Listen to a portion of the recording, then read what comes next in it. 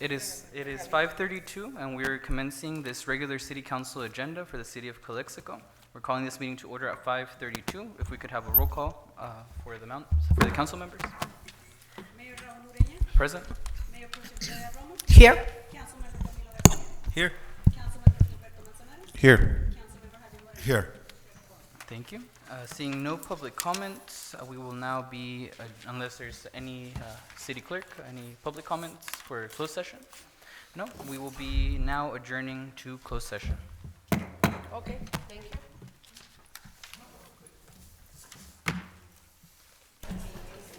It is 6:31. Welcome to the Calexico City Council open session agenda for December 6, 2023. We're calling the session to order.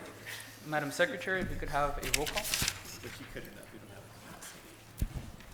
Mayor Raúl Ureña. Presente. Mayor Pro Tem Gloria Romo. Here. Councilmember Camilo Garcia. Here. Councilmember Gilberto Manzanares. Here. Councilmember Javier Moreno. Here. We have a quorum. Alrighty, let us rise for the Pledge of Allegiance.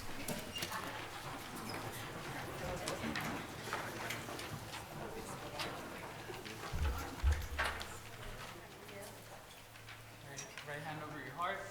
Ready, begin. I pledge allegiance to the flag of the United States of America and to the republic for which it stands, one nation, under God, indivisible, with liberty and justice for all. Mr. Garcia, you can lead us with the mission statement. City of Calexico mission statement. Together we pledge to provide effective community services in a courteous and respectful To approve the quality of life for all in our unique order. Viva la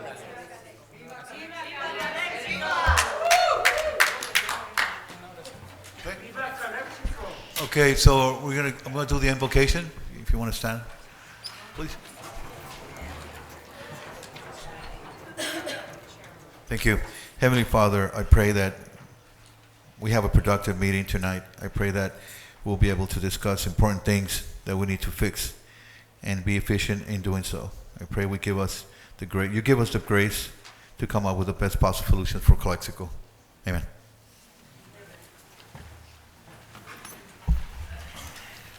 Mr. Campos, any closed session announcements? We have no closed session announcements. Also want to note that item number 1, conflict with labor negotiations, we did not discuss that in closed session tonight. Okay, thank you. Moving on to the approval of the agenda, is there a motion? So moved. Second. I do have one clarification, just for the record, on your consent agenda, item number 7. It says, when it lists a period of 11/6/23 to 9/30/23, it's 24. So instead of 9/30/23, it should be 9/30/24 under item number 7 under your consent agenda. Thank you. Say that one more time? Under consent agenda, item number 7 is the date at the end of that item says 9/30/23. It should be 9/30/24. Okay, thank you. Just a correction All for right, there. taking motions for the approval of the agenda. So moved. So moved by Mr. Moreno, is there a second? Second by Mr. Garcia. Roll call vote, or we're all here so we can vote by voice. All those in favor signify by saying aye. Aye. Aye. Motion passes unanimously. We're going to be moving on to IID presentation, public benefit program by IID staff. If the representation from the IID could come forward. Hello, Director Eugenio. Buenas tardes. There or anywhere? To the sides. This Yeah. microphone's better.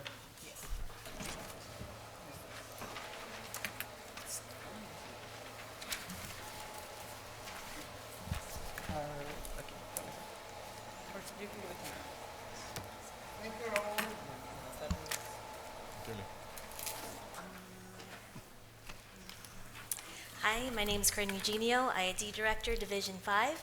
I represent the City of Imperial, parts of Calexico, parts of Hopeville. I just wanted to come introduce myself to you today. I am here to serve you publicly. Whatever you need, please reach out. In recent conversations with the city manager, Esperanza, nice to see you, and a few of your council members, we were asked to come and give a presentation about some of your most vulnerable populations. So we are here to do that. And so if you have any questions after the presentation, please feel free to ask our staff. I'm so grateful to be here and for them to share the public service benefits that we offer for you. So thank you so much. Thanks for having us. Thank you.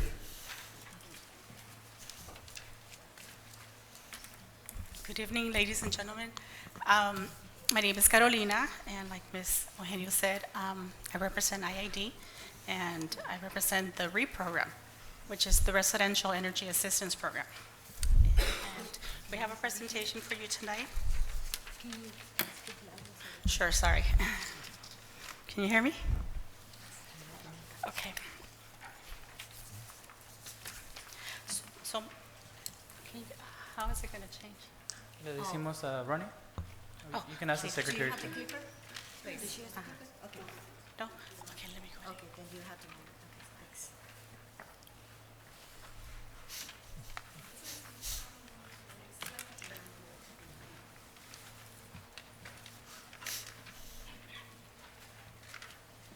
Okay, so we have our REAP program.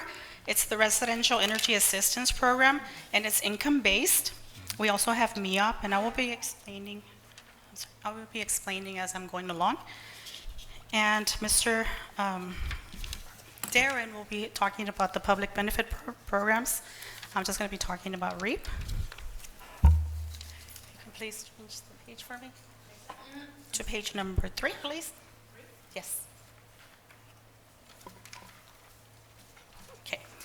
So I'm going to read verbatim, but I'm also going to give you a little examples because I know that if I just read verbatim, I mean, I don't want to bore you guys. But so basically, this program is combined if the customer qualifies for it.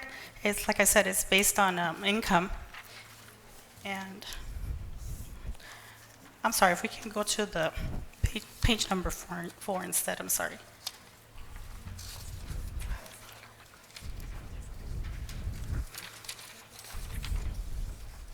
So this is our REAP program. It provides a monthly discount to income qualified customers, and it's based on the customer's age. We can give them either a 20% discount or a 30% discount on their monthly bill. Okay, now customers that are 59 and under would get a 20% discount, and this is from the consumption of their monthly bill. Okay, all the customers just recently, the age used to be 62 for seniors, but it was recently approved by the board, and it's currently now 60%. I'm sorry, 68. I'm sorry. I'm so nervous. The age is 60 and over for a 30% discount. And the renewal, if you're a senior, is every 2 years as opposed to 1 year. And how do you apply? Okay, well, you have to submit an application, proof of income, taxes, ID or driver's license, and social security number for all the adults in your household. Now, page 6, please.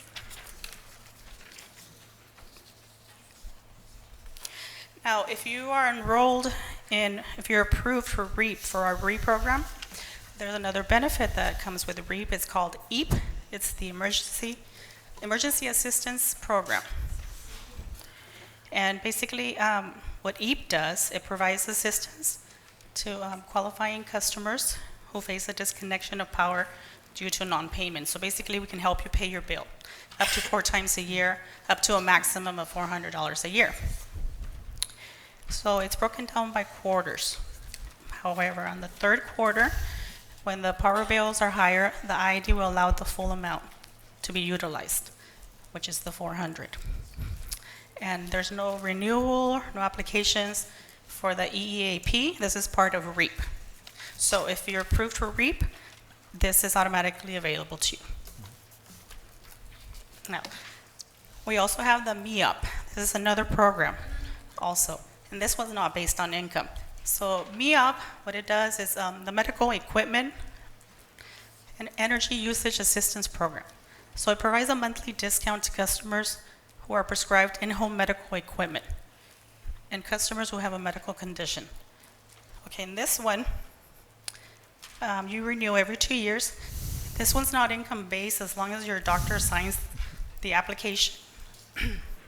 As long as the doctor signs the application, basically it gets approved. So this would apply, for example, customers that need the air conditioning. the air conditioning for medical reasons, or like a CPAP. There's just so many different types of medical equipment that would qualify for this program. As long as the doctor signs the application, then we will review it, and for the most part, if the doctor signs it, you would get approved. So basically, you get a discount on your monthly bill because you're using a medical equipment. Now on page 8, we have all of our addresses and where you can go and apply, where you can call on the phone for the assistance. I brought applications right now with me. If anybody's interested, if anybody knows of anyone that could qualify for these benefits at the IID, you're more than welcome to ask me or pick up the applications at the end. I'm just going to leave them over there on the table at the end of the program. And this is all I have on my part. I'm going to pass the microphone to Mr. Darren. Thank you so much. Thank you. Muchas gracias. Thank you. Good evening. My name is Darren Marcus, and I'm with the Energy Management and Strategic Marketing Department. We are the section who administers the energy efficiency programs, and tonight I'm just going to give you a brief overview of the programs and the services we have to offer through our department. Could you go to page 9, please? So as I mentioned, I'm going to go over the residential programs, and the first one we have is called the Energy Rewards Rebate Program. Is there anyone in the house who's taken advantage of this program at all, received a rebate from IID? It's a great program. We offer rebates for any upgrade in the home. It's not for any new construction. It's all for retrofit. So say if you were to buy a new refrigerator, or replace an old inefficient one, we have rebates for that. Also for for air conditioners, for new window installations, for smart thermostats. So we have a comprehensive list of items that we offer rebates on. So if you're looking to do some upgrades in your home, call us, give us a call, and apply for that rebate, and you can help to offset those costs. The next program I have on here is the Residential Weatherization Program. I don't know, has anybody taken advantage of that program? Well, I'm here to, okay, we have one over here. So this is actually another very popular program. The IID has a company called Synergy, and they are contracted by us to administer the program, and they will do up to $1,000 worth of upgrades to your home at no cost to you. And it is open to all IID residential ratepayers. Now, if you are part of our income qualified group within REAP, you will get an additional $500 worth of upgrades to your house. Now, these measures could include AC maintenance, duct testing. They can put in new lighting, some water efficient measures as well. So there's, again, quite a comprehensive list of measures that they will do to the house. They'll come to your home, do an assessment, and based on what they see is what they will apply to the house or install in the home. So if you haven't done that, definitely give it a call. The program is closed for this year, but it should reopen back up in the beginning of January. So definitely give us a call, give Synergy a call. We have a number online, and get signed up for that program if you have not already taken advantage of that. We also have rebates for energy or electric vehicles. I don't know if anybody is looking to buy a new electric vehicle. They're becoming very popular. But we do offer a $500 rebate for the installation of level 2 energy or electric vehicle chargers. So keep that in mind if you should happen to be on the market for a new AC or a new electric vehicle. Next page to page 10, please. And let's see, we also do offer green grants. Now, this is not a residential program. This is for our nonprofit organizations. And this is available for anyone who is trying to do some energy efficiency upgrades to their building, whether it be a new lighting, new HVAC system. We have funding available. This is a grant, and we have funding available to these qualified projects, and just have to give us a call, give us a letter of intent that you're interested, give us a description of what the project is and kind of an idea of what your organization does, and it goes through a review committee, and anybody, if you're approved, you can get up to $2,500 worth of grant money to apply to your projects. And I think that's all I have on here. Next one is, please. Yeah, these are just some of the contact information for Energy Rewards. We have, they're online for IID.com, EV charges, recharge.iid, and weatherization program. There's actually the number that is up there for the weatherization program. Again, like I said, it is closed for now, so you might want to wait till January. Occasionally, they do have some cancellations, so if you do call now, there might have some cancellations, and they would be able to do those measures to your home now. If not, I think they'll put your name on a list for next year. So that's the number there, and you can always give us a call as well at IID. You can call the hotline or the call center. They can give you those numbers as well. And again, there's the information to email Green Grants. Okay? Any questions at all? Yes. Yes. A year ago, it is a calendar year program, so all the measures have to be purchased and installed within the current calendar year. So if it was done in 2022, we would not be able to rebate that. It has to be purchased and installed this year. Okay? Any other questions at all? Sir, what Yes, was sir. your name? Darren Marcus. Darren? Yes. Camilo, adelante. So, well, first of all, thank you for bringing this information. It's very, very helpful to our community. You're welcome. This is something that, kind of like if you go to the website, you see it. Or even if you go to the pay stations, you see people lining up to apply. And I don't want to say that this is the best kept secret, but at times it's kind of like it is, right? So it is great, all this, assistance, but a little bit more marketing. So I just, one question that I had, I think you just answered also that if this funding is available calendar year or fiscal year, so like January to December, is that pretty much how it runs? Calendar year. Most of the programs run on a calendar year basis, yes. Okay. So that's one. Also, I see that you have EV chargers Yes. rebates, but I see other utility, in other areas where they actually offer rebates when you buy an EV, vehicle, right? A vehicle, so electric yes. vehicle. Right. So is there consideration for, maybe looking into that? Because I haven't heard of any consideration for that yet, but certainly we could put that on the radar. Yeah. Well, why not? And then the biggest question that I have here, and I don't know you will have an answer, maybe this is for a future presentation. I know that two directors are here. I know that most of the calls that I get, also questions from ratepayers, is that the rate increase in our utility bills and your electric bill, especially in the last few months, during the summer, the double, triple. And I know it's through the ECA that went up, and I think it's really difficult to understand that the individual that is not participant of meetings, doesn't really go to meetings, or and just pretty much goes about his or her day, working, and next thing you see is your electric bill, coming to your home, and it's 2 or 3 times, what you used to pay. So I think some information on that also, maybe some ways to that is being addressed now, or where are we looking at that, at the ECA and all these extra, charges that, we're seeing on electric bills? Absolutely, yeah, absolutely. There would be something to be able to educate the public more on exactly what that means and what that entails. And again, with these programs, it can help to reduce your overall energy consumption and cost. So this could help with that as well. Okay, thank you. Did I answer your question? Yeah, but maybe we can just come back maybe later on at a future, just to concentrate on that, because I know we're in the winter, kind of like we're getting a reprieve on our electric bill now, kind of like take advantage, catch up to your bills, right?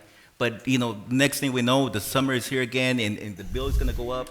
So just knowing, understanding, and educating the, community, why is that happening? Because most of the time you see this in social media. You see in the neighborhood, asking you, and, we're not the ones that deal with that. But we would like to have the information to share with our constituents, so that would be helpful. Yeah, I appreciate your concern, and we can definitely bring that back. We had an extensive conversation yesterday about the ECA. At our meeting, which anyone is free to watch, our board meetings are available on the website, but we can bring it back. Two of the things that we are working on to mitigate those cost increases for next year is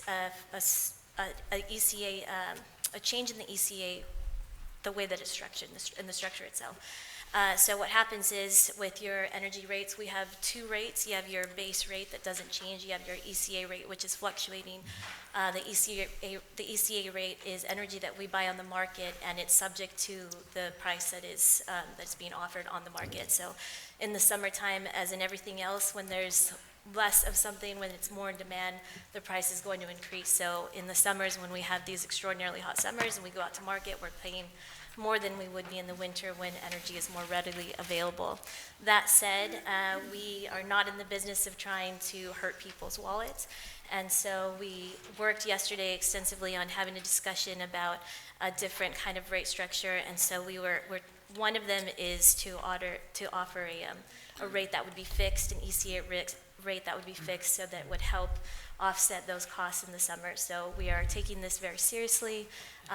We also have an extensive amount of public benefits programs in addition to what was talked about.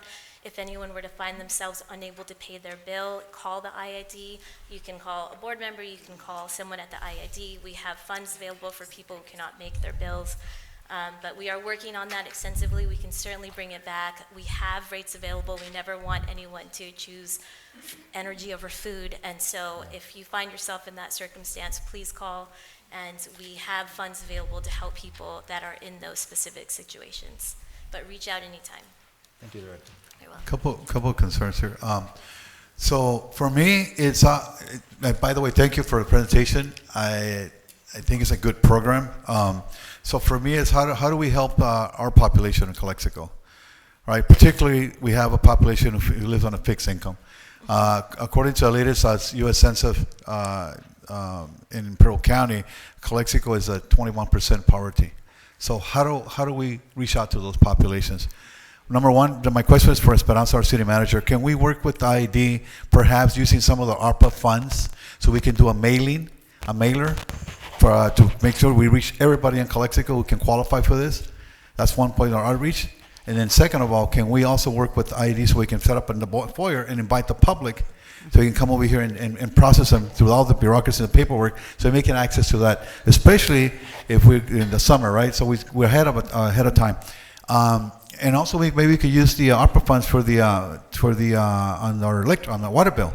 Perhaps put a flyer there so they can reach out to the population that this money is available for them.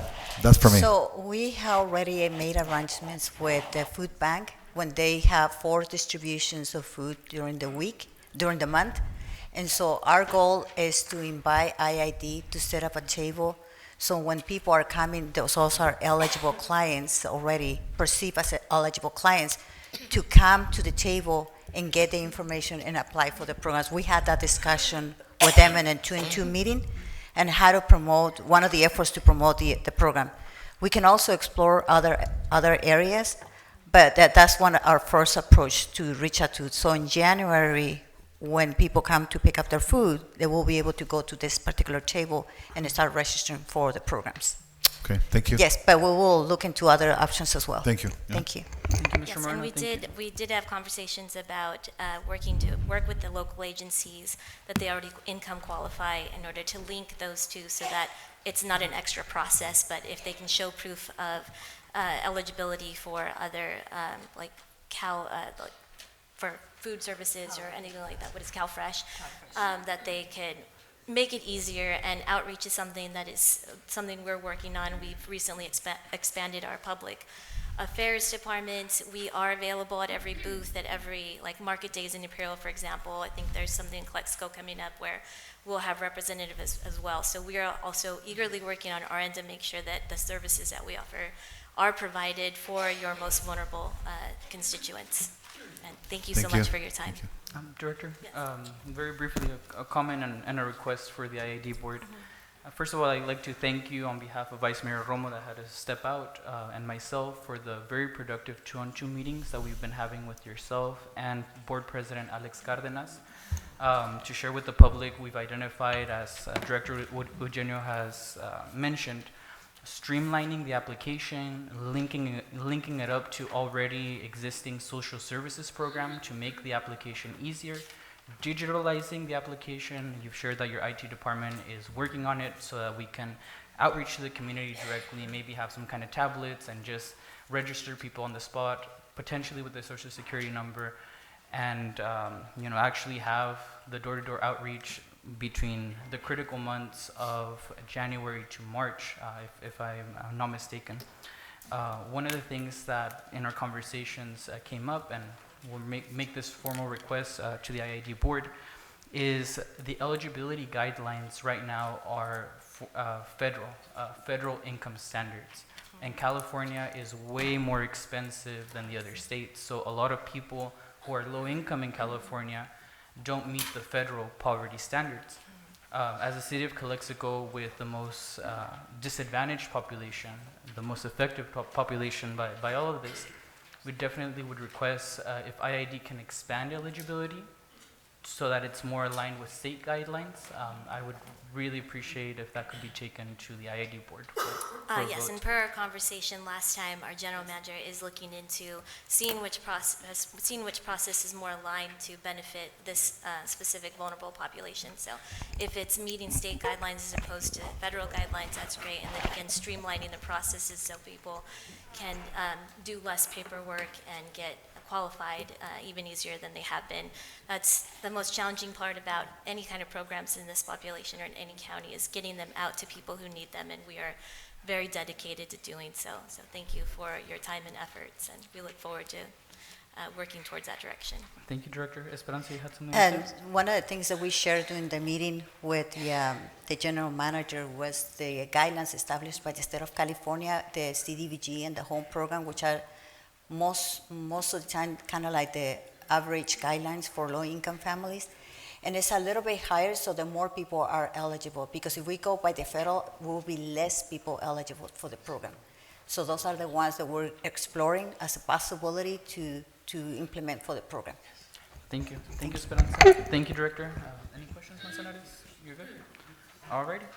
Moving Thank you. on with our agenda. Thank you so much, IAD staff, for such a productive and informative presentation. Moving on to public comments and public appearances. We do have 5 requests for public comments that are in person. Note not to exceed 3 minutes. Please let the council know if you have a disability, and please make your request known for how much disability time you need if you are making that request. This is the time for the public to address the City Council on any item not appearing on the agenda that is within the subject matter jurisdiction of the City Council. The mayor will recognize you, and when you come to the microphone, please state your name and place of residence for the record.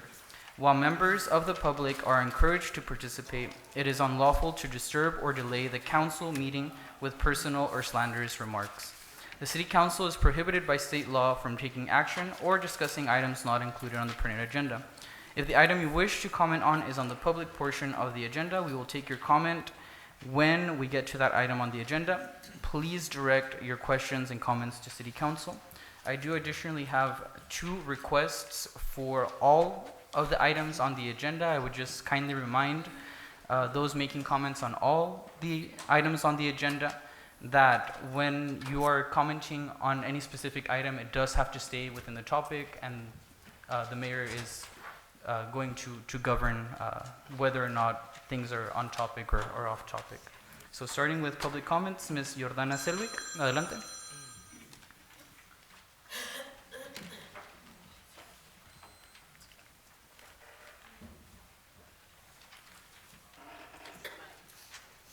It's a little bit hard for me, Mayor. Good evening, everybody. To stay on topic because after the presentation that was very informative from AID, I did ask the gentleman, Mr. Marquez, who just left, how many electric cars we had in the valley, how many are in the Calexico. A couple of questions which he didn't have the answers to, so I was a little disappointed, but he did say if we could call him and ask him. I'm just concerned about the project that we have, and I see there's questions out there, and I'd like the answer to that question too, is who's gonna be paying for that electric bill on those charging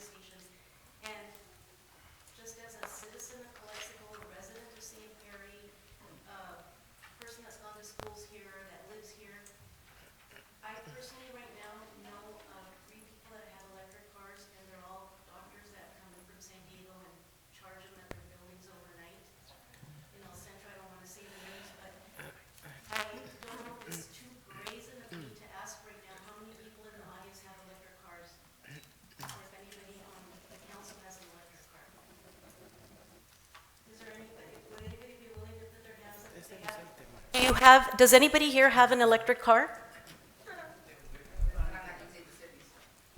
You do? I will not use the cities. Oh, okay. So we have one person with an electric car? Okay. And Councilman, thank you, Councilman. That's 2 out of, I don't know how many people are here today, I didn't have the time, but statistically speaking, I think that's a poor number. I know that that's the wave of the future, and eventually we will all be sitting here getting electric cars, but at this time, I know that I'm planning on buying cars in 2029 to not have to do that. So I'd like you to really consider before we do that, to really think about who we're helping or if they're just gonna sit there, because I can't envision myself sitting in the sun trying to charge an electric vehicle in the year 2035, not when it's 120 degrees. The other thing I wanted to bring up is we have a really outdated sign ordinance in the city of Calexico, and also I know that when Mr. Barba is going to be working on some new projects, and I'd like to bring that up as a possible thing to relook at, please. For years and years, we've talked about it. The signs look really pretty when they go print them on vinyl, but in 2 or 3 weeks, or months, I would say, they start to fade and then they tear, and they really look bad. And when you're in the business of building, which I'm not a builder or anything, but they call that gingerbread. You know, you build a house and then you come in as a homeowner, as a renter or something, and you put plants and you paint the shutters a different color to give it dimension. The gingerbreading is very important, and I'd really like to, if you could put that sometime in the future, to really work on that sign ordinance and have us as people that have buildings or have businesses really adhere to it and follow the rules, and have police officers that are, not police officers, I'm sorry, the city, whoever's in charge of making those ordinances, to really look at it. It's really important. And many, many years ago, I would venture to say 15 to 20, they also were coming up with a color scheme for Calexico. Is my time over? We're at 3 minutes. If you could just wrap up. I know you're in the middle of a Okay. sentence. There was an idea of doing a color schematic so that, and hopefully we could look for grants or something, and people, I know a couple of us that would volunteer to do that without seeking for money from the city, if we would have direction from you guys. Yes. Thanks. Thank you. Mr. Jesse Garcia? Jesse?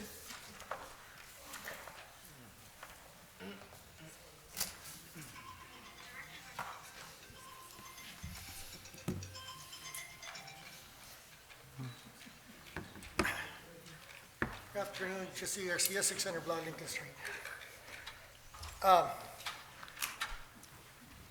For the day of the parade, we got these alleys that usually on Saturday mornings I go to check them out, and they're a mess. LI Waste does not come in on Saturday strictly to empty those dumpsters. Some dumpsters are overflowing, trash is on the ground, and they stay like that till Monday. But for this weekend, this Saturday, especially for the parade, they need to be empty, they need to be serviced. I don't know if you guys already have something worked out with Allied Waste for them to come in early in the morning. The usual time, they come in at 9 a.m. But this Saturday, because of the parade, they have to be here around 6 and be out of the downtown area by 7. And also need someone to pick up the trash and and have those alleys, spotless for people to, when they're here, so they could see that we have a nice downtown. And also, I heard there were going to be pogo parties around the route. I hope we're going to get those pogo parties that are handicap accessible, the ones that are low on the ground, not the ones that you have to step, to climb on top of them. Here at Rocket Plaza and around the route, we need those handicap pogo parties. I hope those are the ones you're going to get. Also on Andrade Avenue, on Vivi Williams, I've been asking this for a long time and it hasn't happened. We need speed limit signs. Speed limit sign going east, crossing Sam Alice Avenue, and another one coming south, coming in from Cole Road. There's no speed limit signs. And usually, the other day I passed by and I saw a CHP standing right there, waiting to cite people for going over the speed limit, when we don't know what the speed limit there is. There are speed limit signs within the residential area at 25 miles an hour, but after that, there's nothing. And I feel like that's kind of a trap, catching people for speeding, or when there's no signs, we don't know if it's 25, 35, 45, or what. So we need speed limit signs on that road. The last one is, a few months ago, probably a year ago, I don't know if it's going to be a year, the city put this employee on pay leave. It's been a very long time now. We can't believe it's taking so long for this investigation. This person I'm talking about, he's a very good worker. I've been with him many times. I work with him, and we need him back. This new year, coming year, 2024, we should start off right, and we should start by bringing him back. You forgot who it is. It's Mike Solano. We need him back. He's a real go worker, and we need somebody like him. Okay, so I believe that will be all for today. Thank you. Thank you, Mr. Garcia. Ms. Armendariz, you're next.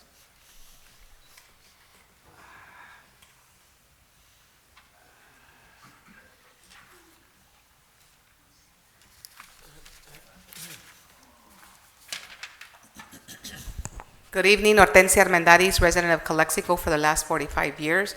City Council, I was here about a month ago requesting that you please give a directive to hold a town hall meeting on the west side of town. And that's the directive that you did give.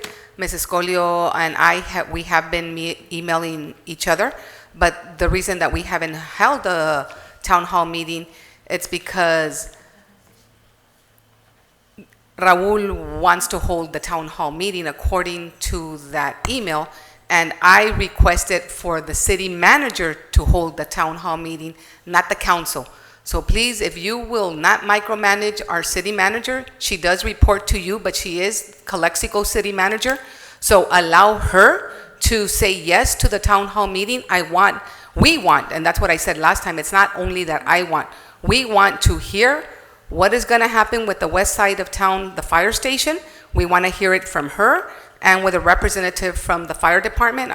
Hopefully it can be the chief, but if whoever Mrs. Scolio wants there, allow her to hold the town hall meeting. Hopefully this is something that we can have in January. Don't micromanage her. Let her work with us, the community, of when that town hall meeting can take place to address the west side of town's fire station. Please trust her and allow her to do it, okay? Thank you. Remember, I said I don't want this political. We don't need the council there. You can go there and listen, but the voice that we want to hear is our city manager and someone from the fire department. Thank you. Mr. Gonzalez, adelante. Good afternoon, everybody. My name is Javier Gonzalez. I'm here representing IID Division 4, not the board. I just wanted to highlight a little bit. I haven't been here reporting for a while. Just wanted to highlight a little bit of what we've done. We promise when we run. I know in Calexico, everybody says politicians don't do anything. If you notice, up to 85% of Calexico now is LED. By the end of the year, 90% of Calexico will be LED. The other 10% will be next year. Many of the lights that you see off, they have wiring problems. That's the city's responsibility. They haven't fixed one of them in years. Just yesterday, we did a history. The first ever IID bilingual pay was termed. It's hard to do that at IID, believe me. Something bilingual, translation, yesterday it passed. IID employees will be given bilingual pay. We helped create the board with the approval of the board. Everything is with the approval of the board. We created a free tree program. I hope some of you took advantage of that. Now the program is going to the community. Next Arbor Day, we'll be planting a lot of trees at San Diego State and at different parks, starting at Kennedy Gardens. IID's annual Earth Day. We used to hold an Earth Day here in Calexico. We proposed it to IID. They accepted. It's going to be an annual Earth Day. Upgraded the Calexico Pay Station. It hadn't been upgraded in 30 years. The first IID Health, Safety, and Environmental Commission. That was a big one. It has never been done in 100 years. We voted no to a water rate increase, and we have voted no. They haven't proposed it, but no to energy rate increase. The rate increase that you see is the ECA, and we did discuss that yesterday. I was very, very hesitant that they need to do presentations, workshops, and provide translation services, because they did a good job doing the translation services. It's very hard to get them to do it in Spanish, so we agreed for them to do them with a translation service. The 2 and 2s, you saw Director Eugenio here. She's part of the 2 and 2s. Myself and Director Hamby created the 2 and 2s. It's with every city. I'm the 2 and 2 with the county. I was to be on the city 2 and 2, but I respectfully declined, so Director Cardenas joined. So that's part of the 2 and 2s we created. So every city meets with the IID. The new fencing at the Cloak Avenue Bridge, that was the first thing we did when we came in. Remember, we had a kid that drowned, and we did that. They fixed up all the canal. We're going to talk a little bit about that problem. All the canal fencing, we had like 20-something holes. Every time we see a hole, we call the IID, but we're going to talk a little bit about that. They clean up all the canal bridges. If you saw them, when we came in 3 years ago, they started cleaning them up, about 28 shopping carts. Maintenance on the canal. That's something I brought up with this council when I came in. I wanted the council to take that issue to the IID, because on a contract between the reclamation IID and the city is to be maintaining it. Our residents at Kennedy Garden have been maintaining it for 15 years. The past 3 years, IID has been maintaining it. So I urge you, especially you, Gloria Romo, you said you were going to bring it up. You never brought it up. Bring it up, take it to the council, because I know that when I'm not there, nobody's going to take care of it. The fence is going to start filling with holes. Homeless going in. Nobody's going to take care of it because you guys don't have funding and personnel. So let's put it on the agenda. Send it to the IID. We met with your engineer. Great meeting, and he proposed that maybe IID can do it. It's 3 minutes, but you can wrap up. Yeah, I'll wrap it up. Yes. Well, anyways, we met with him, and he proposed that the city does it, and they reimburse IID. New LED lights at Kennedy Parks. Those are the best in the business. We put area parks at Las Casitas, Border Park, Heber Park, and Emilia Park, and we've done a lot more. But I'll take a minute to respond to your questions to the presentation. If you are right, I'm very hesitant. These are flyers for the programs that they just presented. I've been putting them up all over the senior citizens. You can place them at the community center, library and City Hall. It's the packages for all the programs that they just presented. I've been passing them out to the citizens. I've been putting them at the senior centers. We need more outreach. You are right. Thank you. Thank you, Mr. Gonzalez.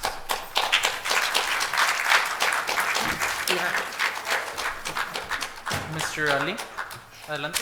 Ali from LA Fashion.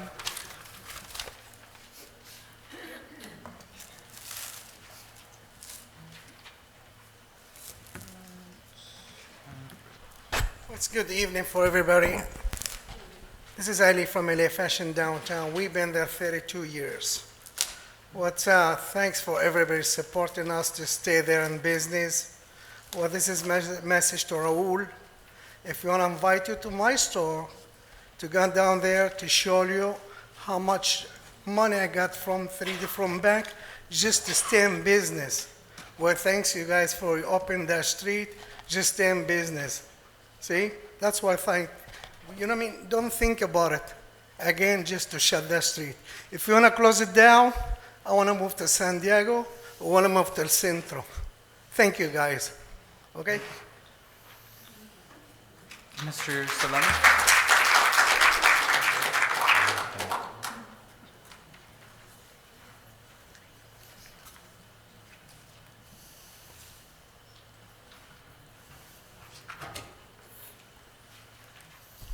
Jesus Solano, 426 Rosemont. Good evening. Thank you for being here. Administration, Council. Let me start by saying your comments, Mayor, are completely unhinged. Please direct yourself at the whole council. Please direct yourself at the whole council. Okay. Spread it over. It's okay with me. Okay. For you, okay. Please direct yourself at the whole council. For the council. Thank you. Okay. The enablers. Let me rephrase it. The enablers, okay? For you guys to literally get a spray gun and spray 20% plus of the citizens of Calexico as transphobic and haters.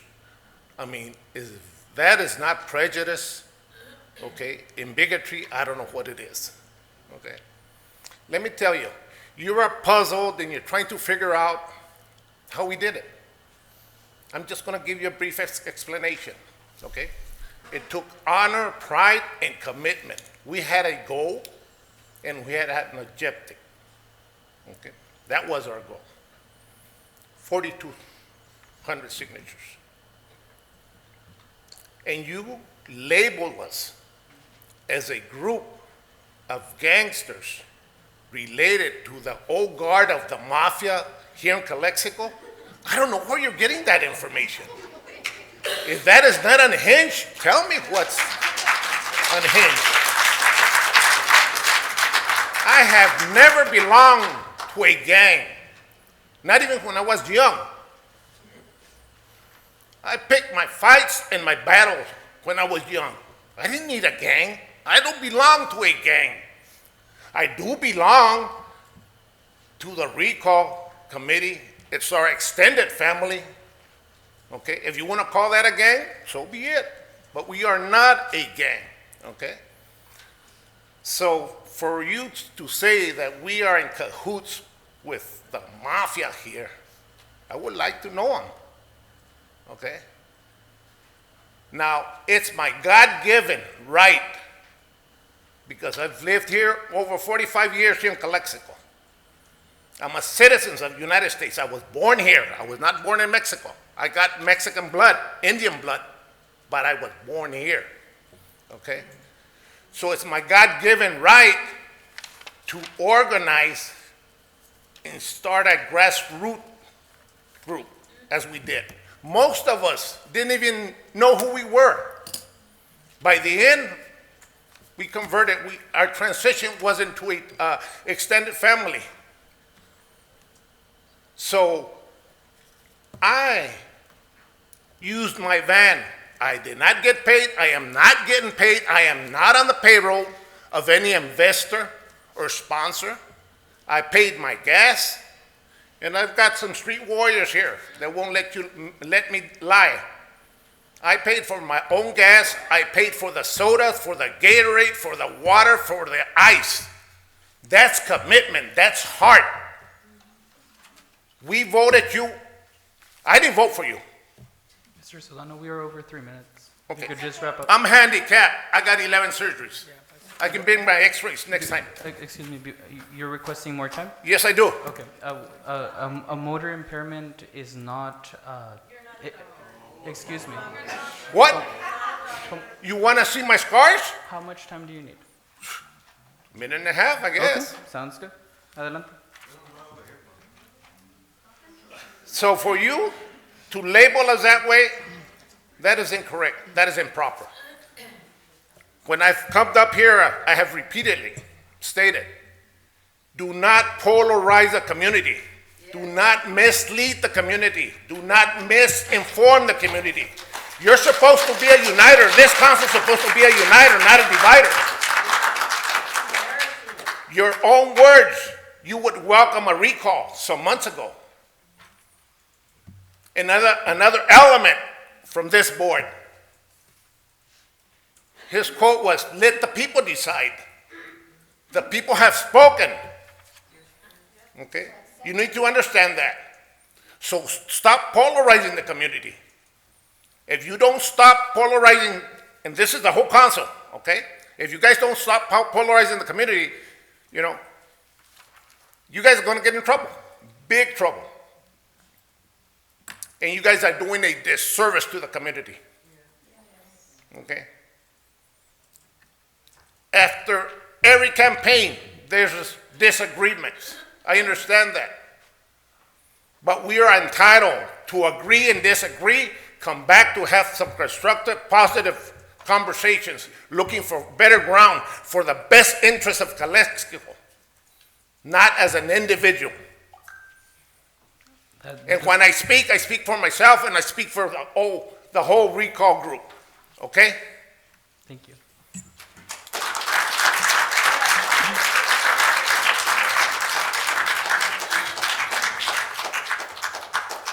Miss Rebecca Lemon, Señora Lemon. No present. Miss Wong.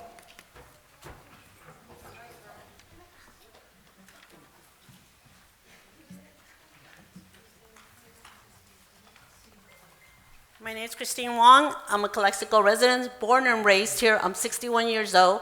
And let me tell you, this is not the Calexico that we grew up in, okay?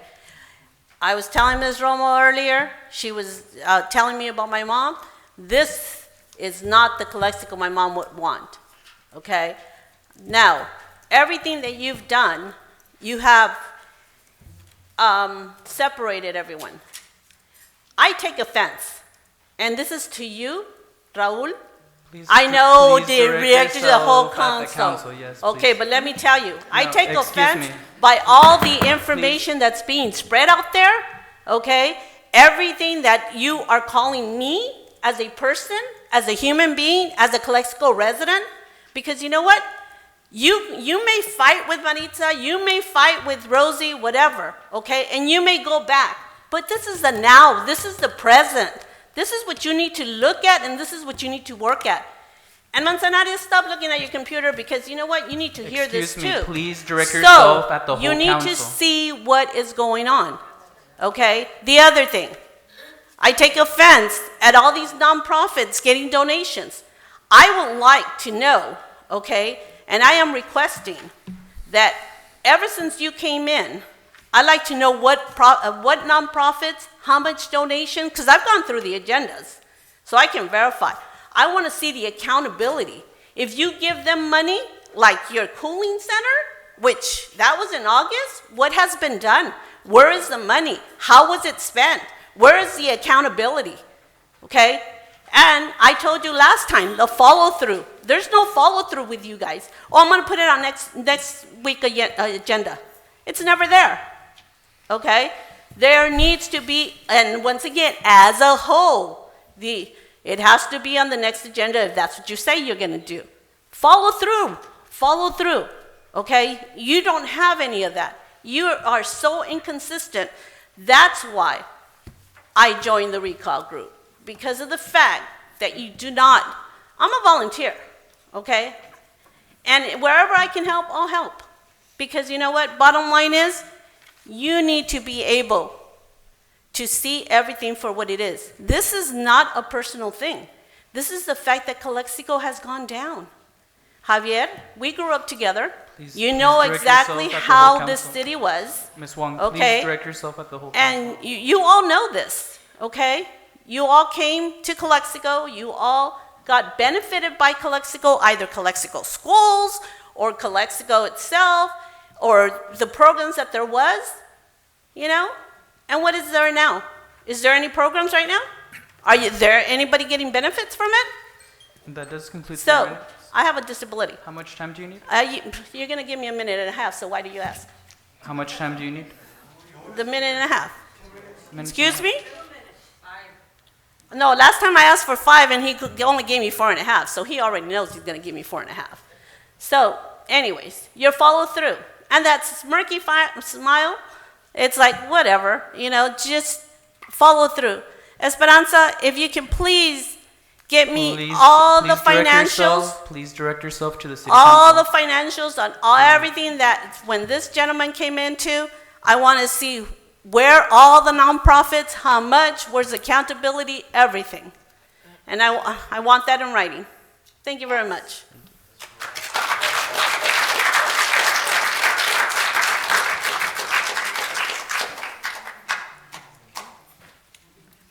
Moving on to the city manager's report.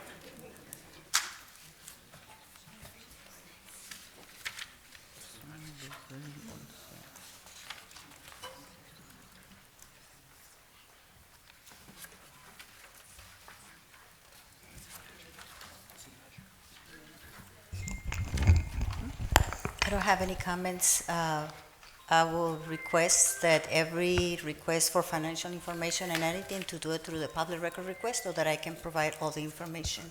I don't have any issues providing the information, but I want to do it in an orderly basis through the process. Please silence your Okay, phone. thank you. Whoever has their phone on blast, please silence. Yeah, Okay, excelente, thank you. gracias. And I don't have a report for today. Thank you. Thank you. Okay. Moving on to commissioners' reports. If there's any commissioners present, comisionado. Ms. Pacheco.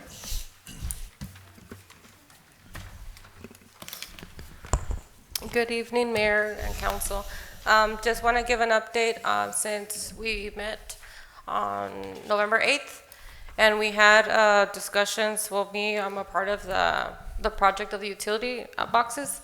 So we did have a good turnout. How last time I came up here, we wanted to do the recommendations for Valley-wide, and we had the deadline October, and we got a good selection. We got about maybe like 13, and from there, myself and 2 members from, myself and another commissioner, we got together as a panel, and we made our selection. So hopefully by the next agenda, we will approve of that. They have the artist, very beautiful art. It was open wide and open themed, but we still got some similar selections. Media wide, it was very tasteful, very, I can tell you it's very professional, very artistic, and we approved of it. So hopefully for your next meeting, you guys can see the approval yourselves, and we had a good turnout. So hopefully we can go on with the process of the utility projects. I also like to give a congratulations how we had our tree lighting. I volunteered and I did some base painting, and I just, last time I've been to a tree lighting was, I was very excited to see the band. I was very happy to see the community getting together, and that's things that I've been missing. So hopefully we can have more of these events. We also had I'm very looking forward to this Saturday's Christmas parade.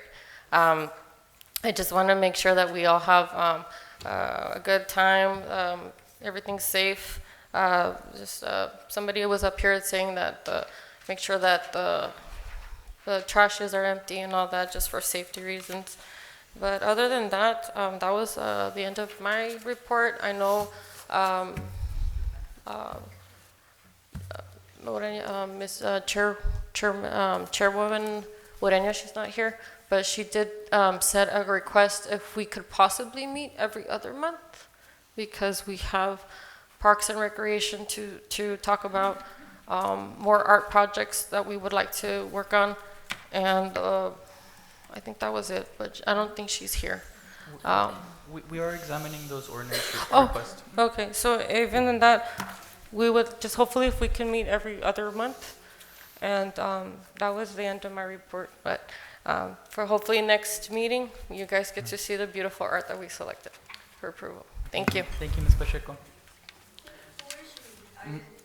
This is Parks and we're the Community Services Service Commission.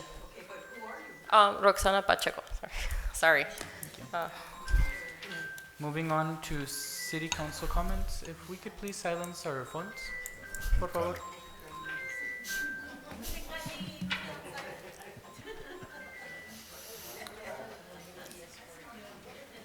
Okay. Moving on to City Council comments and reports of meeting attended. Starting to my left, Mr. Manzanares. Adelante. I just want to make a note that I know that there's several reasons, and I'm just going to address it. I usually don't use this platform to address political matters, but we would be oblivious to pretend that there's not a transphobic reason behind this recall, a component to it. Excuse me. You had your time. You had time. Mr. Manzanares, hold on one second. Yeah. Council member is speaking. He is allowed to speak. You have been warned. Please do not disrupt the council meeting. So I just want to go ahead and read one comment straight from the Recall 2023 group on Facebook, and it reads, I just went out for 3 hours. I handed out about 50 flyers. I didn't just leave them at home. I spoke to many residents. I would say about 75% are for the recall. As we all know, trans was the #1 reason, end quote. That is straight from the recall group. So let's not pretend, let's not play dumb. There is a component behind it, and we know it. Excuse me. And You're not just allowed. to save, You've been warned. to save the city money with public records requests, Mrs. Wong, I would advise you to ask your friend Rebecca Lemon for the documents regarding the amount of money that we've given to nonprofits. She's already received those documents. We sent her everything we have. She didn't like the answer because it wasn't what she was expecting. But she has them. If you could kindly email them to Mrs. Wong, that'd be perfect. Save us a little bit of time and money. They're already on your hands. And as you said, no, it's public comment. Sorry. Please. So just giving you disrupt the council just meeting. giving you a heads up. This is not the moment, ma'am. This is not the moment for public comments. Please take your seat. Okay. So you have been warned. Thank you. You have been warned. Thank You're you. not allowed to speak at this moment. So again, the public record request was sent out. You guys have the answers. Please go ahead and save the money, save some money for the city and time as well. That's all. Yes. Raúl. Hello. Yo acabo de llegar de San Diego. ¿Por qué? Aquí por la calle yo y 8. Las banquetas están muy mal. Por eso me caí.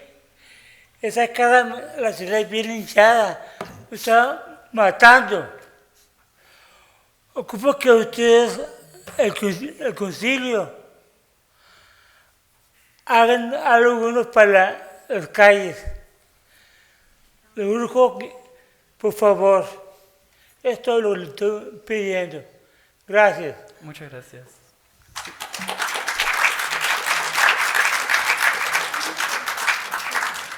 Mr.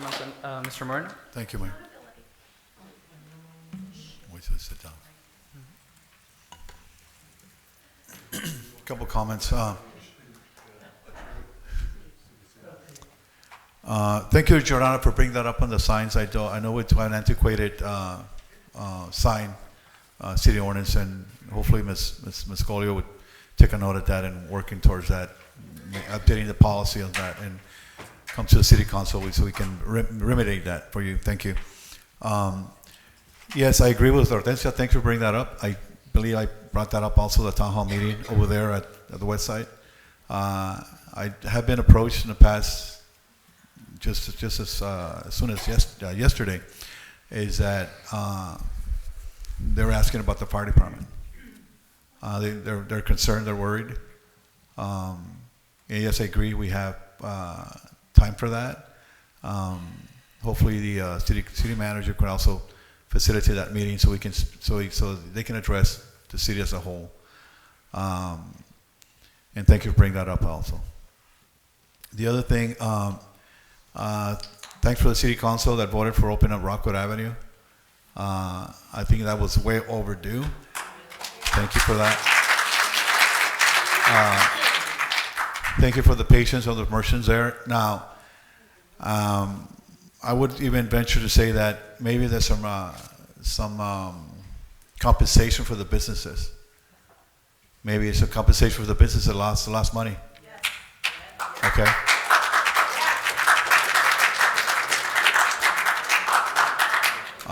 Whether that's through ARPA funds or grants or not, but I think maybe the city manager can also facilitate some of that. Maybe you can give us a report on that, because you guys did take a hit. I know the people on 98, those businesses when they closed 98, they also got help. They also got help from the county, I believe, in the state. So maybe we can also do for our merchants there. Thank you for that, Ali, for speaking up on that.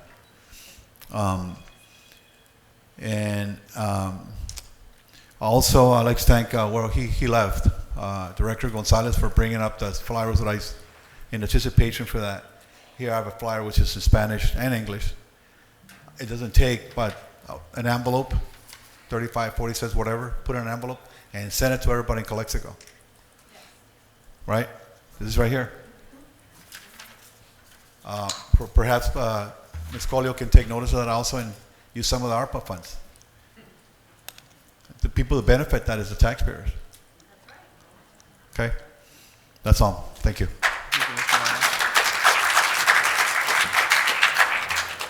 Ms. Alcaldesa Romo. Thank you. I just want to thank you for Ms. Colio and her staff for the work they have done to have a Christmas parade this Saturday. And Ms. Colio, I have been asking for the project for repair the sidewalks and streets for Calexico. Please report in the next meeting, complete report, please, for this issue. That's it. Thank you, Ms. Romo. Señor Garcia. Thank you. Again, I think all of us are excited about the opening or reopening of Rockwood. I think it's good. I've done a few walks over there, and that's kind of like my walking route every weekend. So it's really good to see traffic, and I thought I wasn't going to get used to like seeing traffic, but it does feel good, and it feels good seeing people have access. And we're deciding on that on the reopening. I did get a chance to see some of our, EMTs trying to tend to an emergency and just having access to that street. It was a challenge. They had to park really far away and drag the gurney and all the way in there. So finally, I'm able to see that we won't be, not so much liable, but risking people's lives, because access is open. And hopefully this council decides to keep it open, not bring it back, for potential closure again. But that's beyond the point now. Besides the point, excuse me. And then on another note, on a more festive note, I do want to congratulate the staff for putting out great, Christmas tree lighting. I think it was really much needed. That type of celebration, the community getting together. I was able to see lots of individuals, lots of children. And one of the things that you really appreciate and your face just lights up is when you see the children smile. Unfortunately, we didn't have presents for everybody, but a lot of them got presents through a raffle, and that was really nice. Then also, one of the things that just occurred, one of the events that just occurred was a marquee event that has been taking place in our city, 44 years going strong, the Farm Workers Appreciation Breakfast. And we are able to showcase our city, and I say our city, even though we're not probably in the best position to do that, but at least playing host, good host to our visitors. Visitors that come from the state, you're talking about the deputy CEO from the Employment Development Department. You're talking about high-ranking individuals, and not just those, individuals that come in, but also the farm workers. The individuals that go day in, day out to work. And I know a day shouldn't be only one day shouldn't be the one day to appreciate what they do, but the least that we can do is show up, and let them know that we appreciate them, that we appreciate what they do. So it was my honor to be there and actually give them a welcome, to them and to our visitors that were many. So latest count that I got this morning was about 2,400 individuals that were served. Tamales, my first tamale of the season, that's where I had it. So I know my wife is here, she's gonna kill me because I'm not supposed to be eating salt. So, but it was delicious. So anyway, all kidding aside, it was a very festive event. Next year, if you never had a chance to attend, I invite you to attend. It's something else. It's something that is Calexico, is the spirit of Calexico, is the welcome to Calexico, and right around the festivities of Christmas. So again, thank you, and that's my report. Thank you, Mr. Garcia.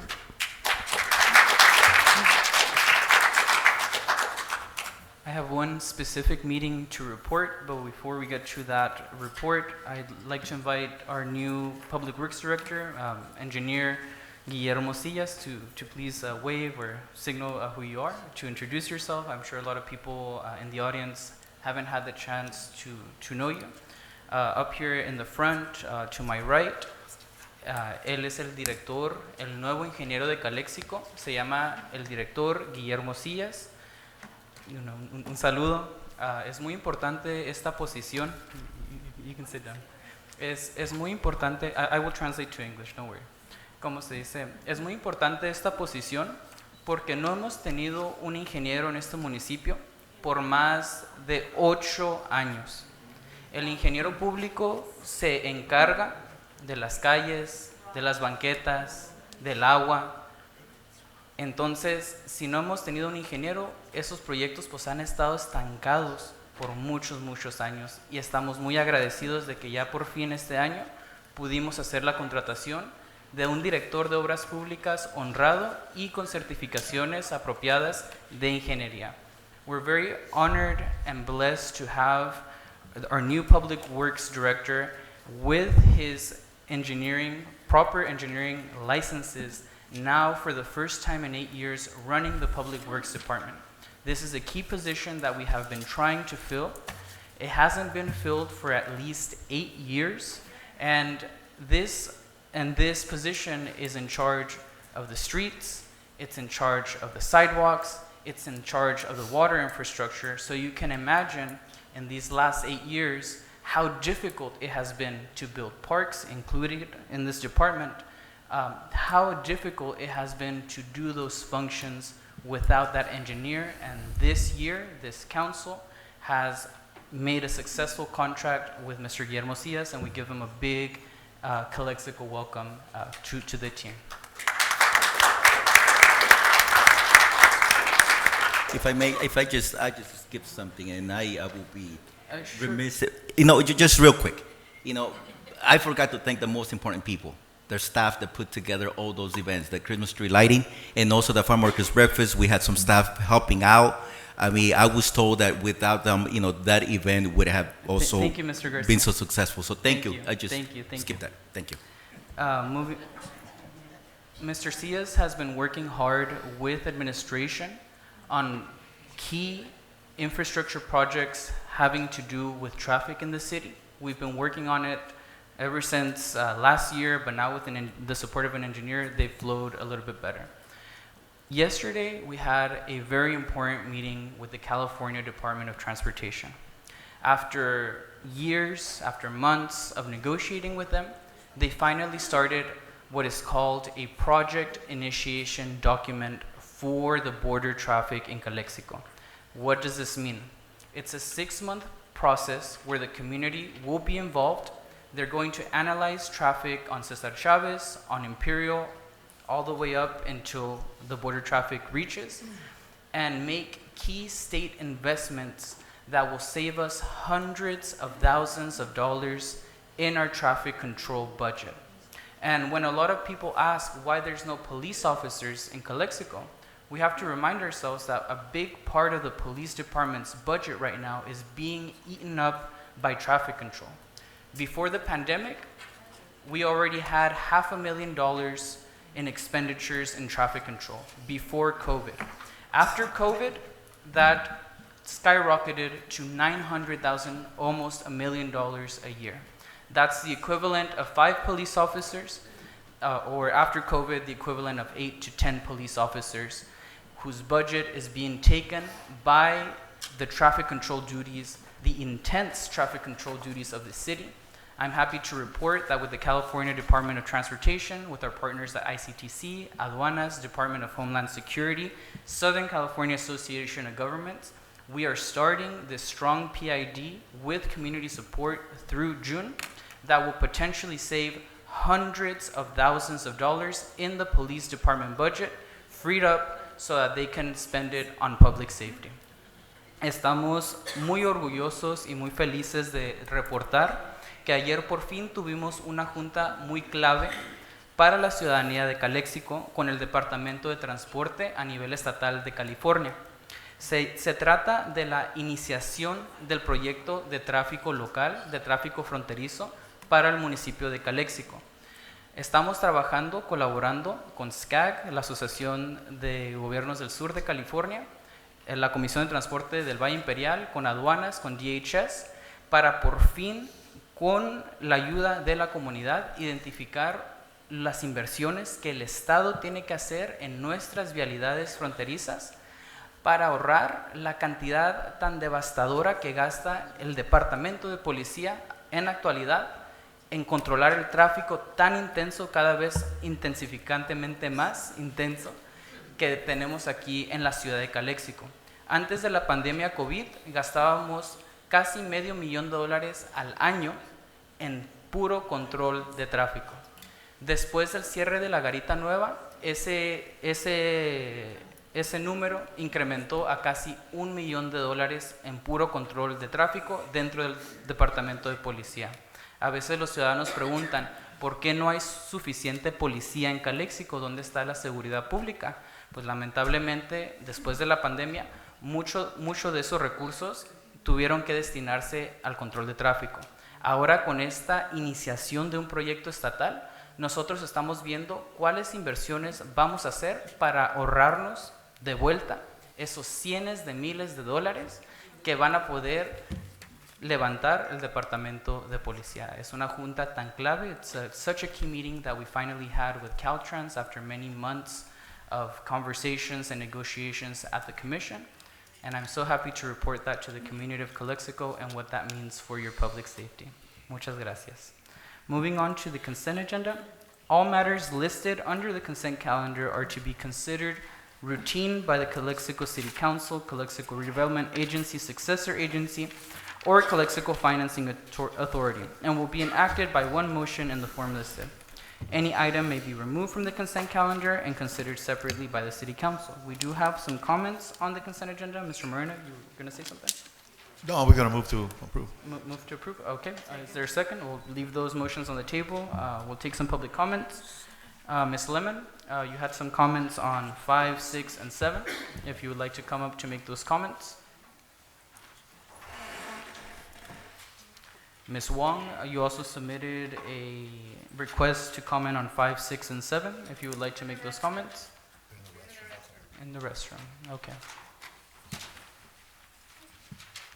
We'll take a 2-minute recess, 5-minute recess.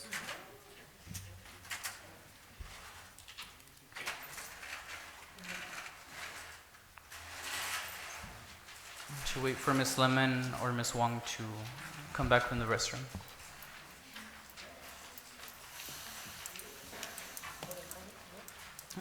That's it.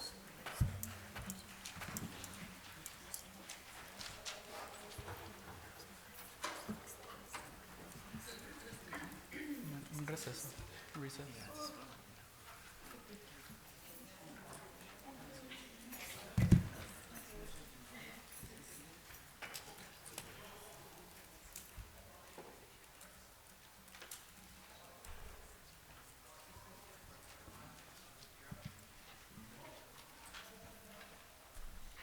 There we go. Ms. Wong? Yes. Your comments on 5, 6, and 7?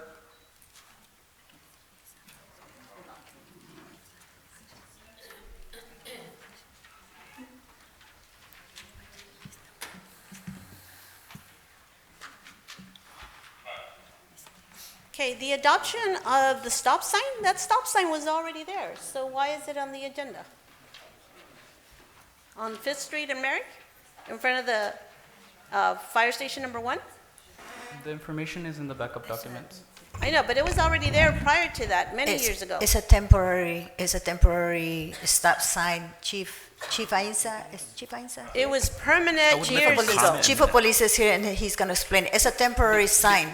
Before Yes. council is asking if we could let her comment, and then our staff after the comments. Yeah, because these are public comments or necessarily don't respond to, but afterwards if Yeah, council no, wants I to was just correct, wondering that why it was on the agenda. Okay. Okay. Your comment for number 6, or is that it for number 5? That was it for number 5, because six? it's like, ever since I can remember, there was a stop sign on the one prior to it, on Heber, and then on Blair, but not one there. So that one, obviously, it's been there temporarily ever since they started working on the fire station, and now it's still there, you know, which if it's needed on the city, I mean, you guys really don't put it on the agenda. You guys just put it up usually, and then you put signs of warning. So it's like, why put it on paper? Anyways, that was my thing. Number 6. I'm good with number 6, you know. And then number 7, the managers to sign work site assignments with the Department of Rehabilitation. What exactly is that? We can answer after your public comment, once you finish Okay, your public comment. that's all. Thank you. If you would briefly answer the question. Yes, City Council and ladies and gentlemen of in the chambers. So the sign that we're talking about is right at the corner of 5th and Mary. It's right there at the fire station. Initially, when they started construction for the station, they put temporary stop signs to help out with the construction equipment that was coming out to access the construction site. Obviously, now the station is finished, and it's been a lot of back and forth as far as whether to put the permanent stop sign there or put a temporary stop signs. So we ended up looking into the needs of the fire department, and obviously their concerns obviously is there's no stop sign there. So when they come out, for an emergency call, they have cars moving a lot faster if there wasn't a stop sign. So if there's a stop sign there, it'll cause them to slow down and look around.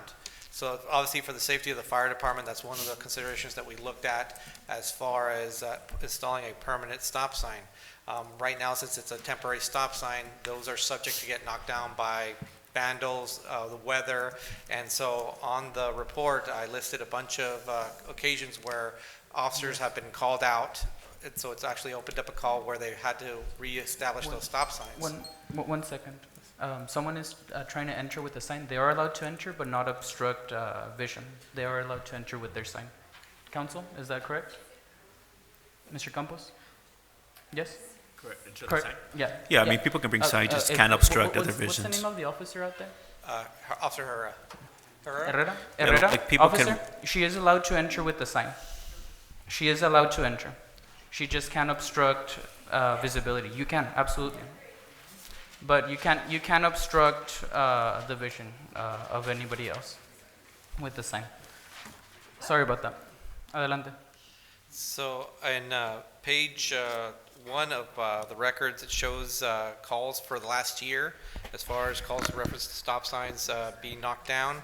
I additionally added violations of stop sign violations at that intersection just east and west. So obviously the fire department has indicated to me that they responded to about 5 or 6 calls for service for people getting injured at that intersection. That intersection also is a secondary crossing zone for kids that are coming from the high school going south. So it's not the primary intersection like 5th and Heber is, but it is a secondary. It's obviously the kids coming from Gucci's, kids coming from the high school, the junior high going south, they all use that stop sign. I think that answers the question. Just very briefly, and very briefly on the Department of Rehabilitation. She's asking what that program entails. That will be the library. Library. Ms. Lisette Legaspi.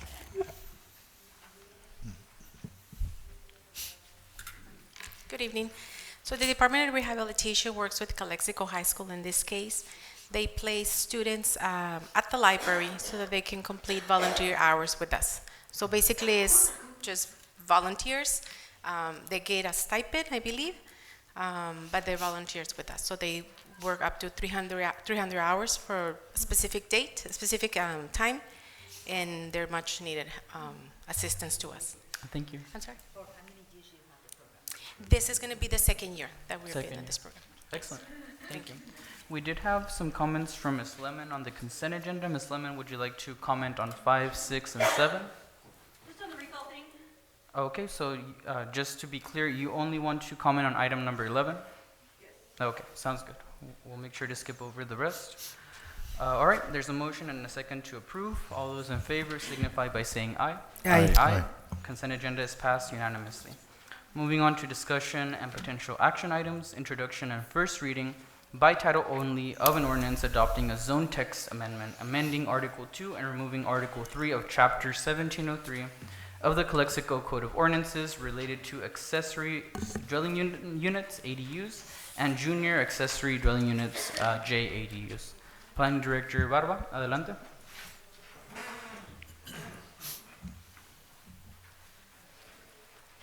Thank you, Mayor. Good evening, Honorable Council and members of the public. So the City of Calexico Development Services Department has recently seen a spike in building permit applications for ADUs, accessory dwelling units, and JADUs, junior accessory dwelling units. However, the current City of Calexico zoning ordinance has last been updated in 2018. Since then, there have been multiple state laws that have been passed, which currently makes the 2018 ordinance for ADUs and JADUs outdated. So, in order to establish a procedure to ensure the safe development of ADUs and JADUs and establish conformance with the state ADU laws, this ordinance update is being proposed. So the amendment will add a new process and requirements for the review of JADUs and ADUs within compliance with state laws previously stated. And this would amend Article 2 under Chapter 17.03 of the zoning ordinance, and it would also remove Article 3 under Chapter 17.03 of the ordinance. And the reason for the removal of Article 3 is because currently ADUs are covered by Article 2 and JADUs are covered by Article 3. The new ordinance amendment would combine both in conformance with state law. Therefore, the need for Article 3 will no longer be needed. So the proposed amendment was presented to the Planning Commission during a public hearing held on November 13, 2023. And during that hearing, city staff highlighted 5 main items of concern for Planning Commission consideration. So the first item was a rent reporting requirement. So this requirement consisted of having landlords and applicants of ADUs and JDUs provide a mandatory report of tenant payments on a yearly basis. So this, per the ordinance, this report would be mandated and enforced by the city. However, the Development Services Department currently is short-staffed, and we lack, apart from the staff, we would also require additional training to enforce this rent reporting. Therefore, recommendation was given to remove the item, and upon consideration, the Planning Commission voted to remove the requirement. The second item of concern is landscape requirements. So per the draft ordinance, the landscape requirements requires applicants to provide landscaping within the 4-foot setbacks of all ADUs. Per the city attorney's office, as well as the development services office, we recommended removing this requirement as it would impede first responder access to these ADUs. And therefore, upon consideration, the Planning Commission voted to remove it. And the third item of concern is historical protections. So this would require ADUs located within 600 feet of a property listed in the California Register for Historic Resources to be screened from the public right-of-way. Planning Commission voted to retain this requirement. And the fourth one is non-conforming ADUs and discretionary approval.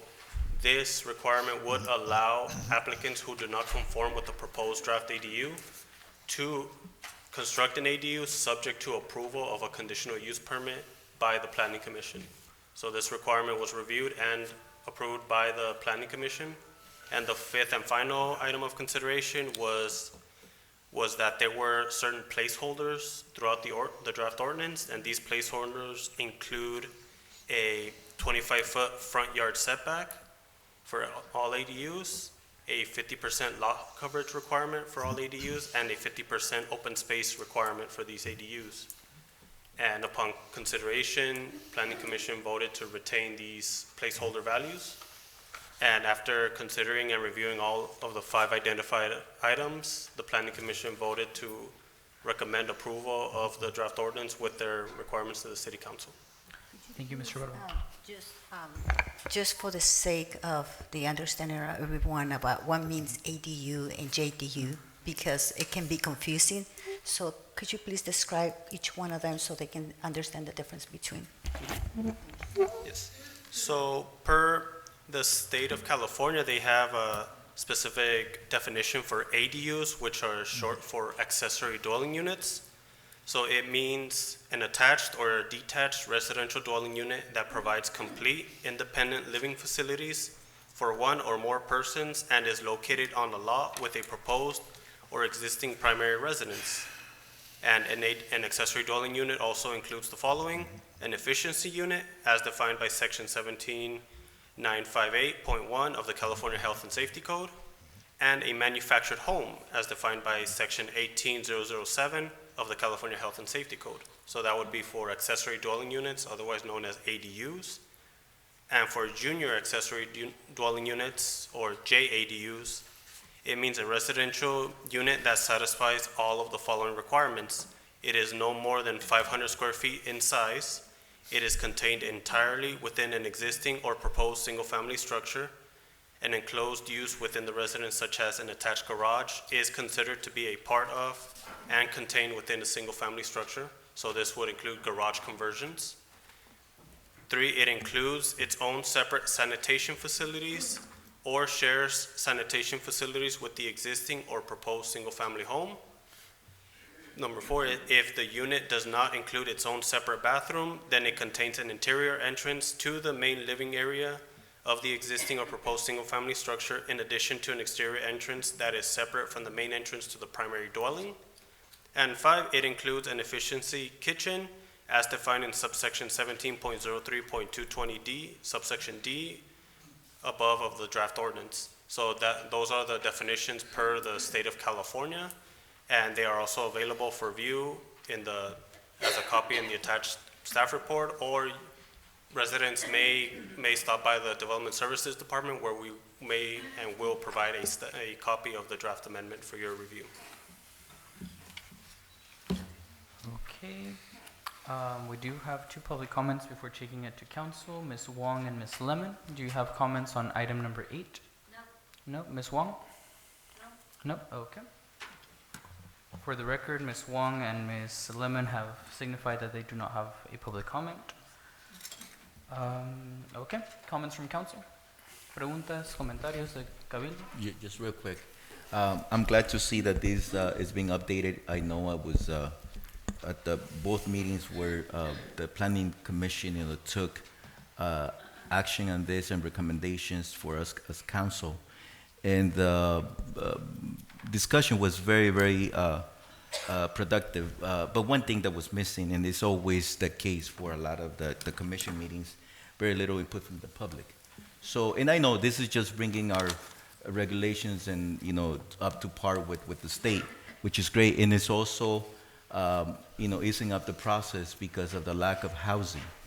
So, which is the best part, right? But my question to you, how many permits or requests for permits for ADUs and JADUs have we had, in the last, say, year or 2 years? So just from September to right now, we're counting about 40 or more applications. Wow. And that's only since September. So it could be double or even more from the start of the year. So and we have also received a lot more inquiries who are yet to submit applications. So ADUs have been a point of interest for the public. Therefore, the need to update it is quite severe.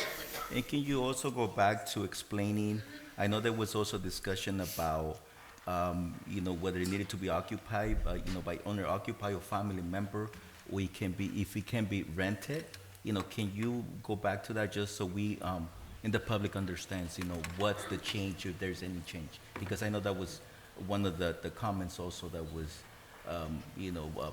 discussed, during the Planning Commission meeting. So both ADUs and JDUs can be rented.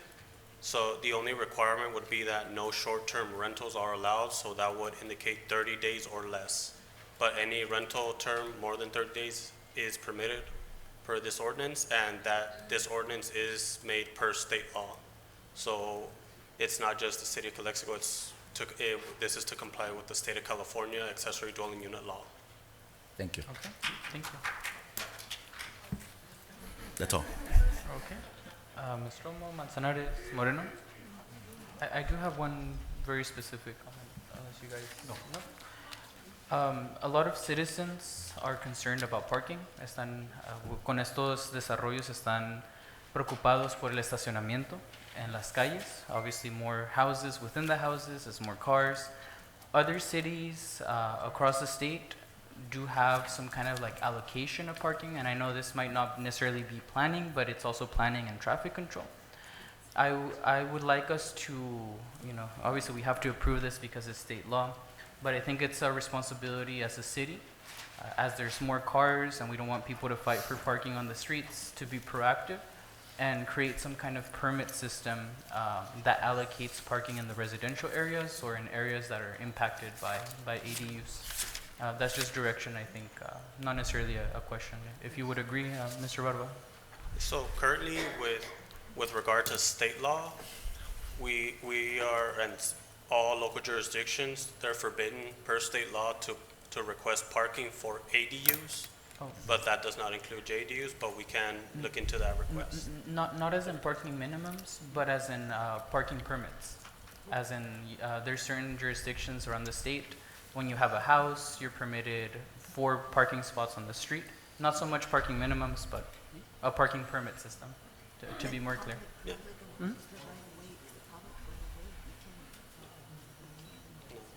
Yeah, because that, so are you referring to parking within the public right-of-way?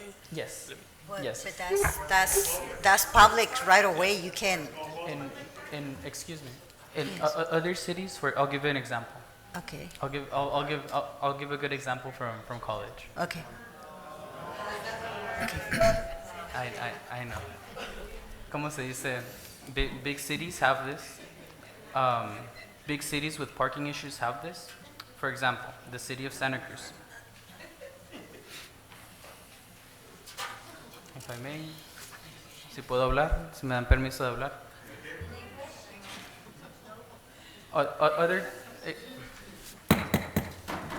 Other jurisdictions, other jurisdictions, for example, the city of Santa Cruz, when you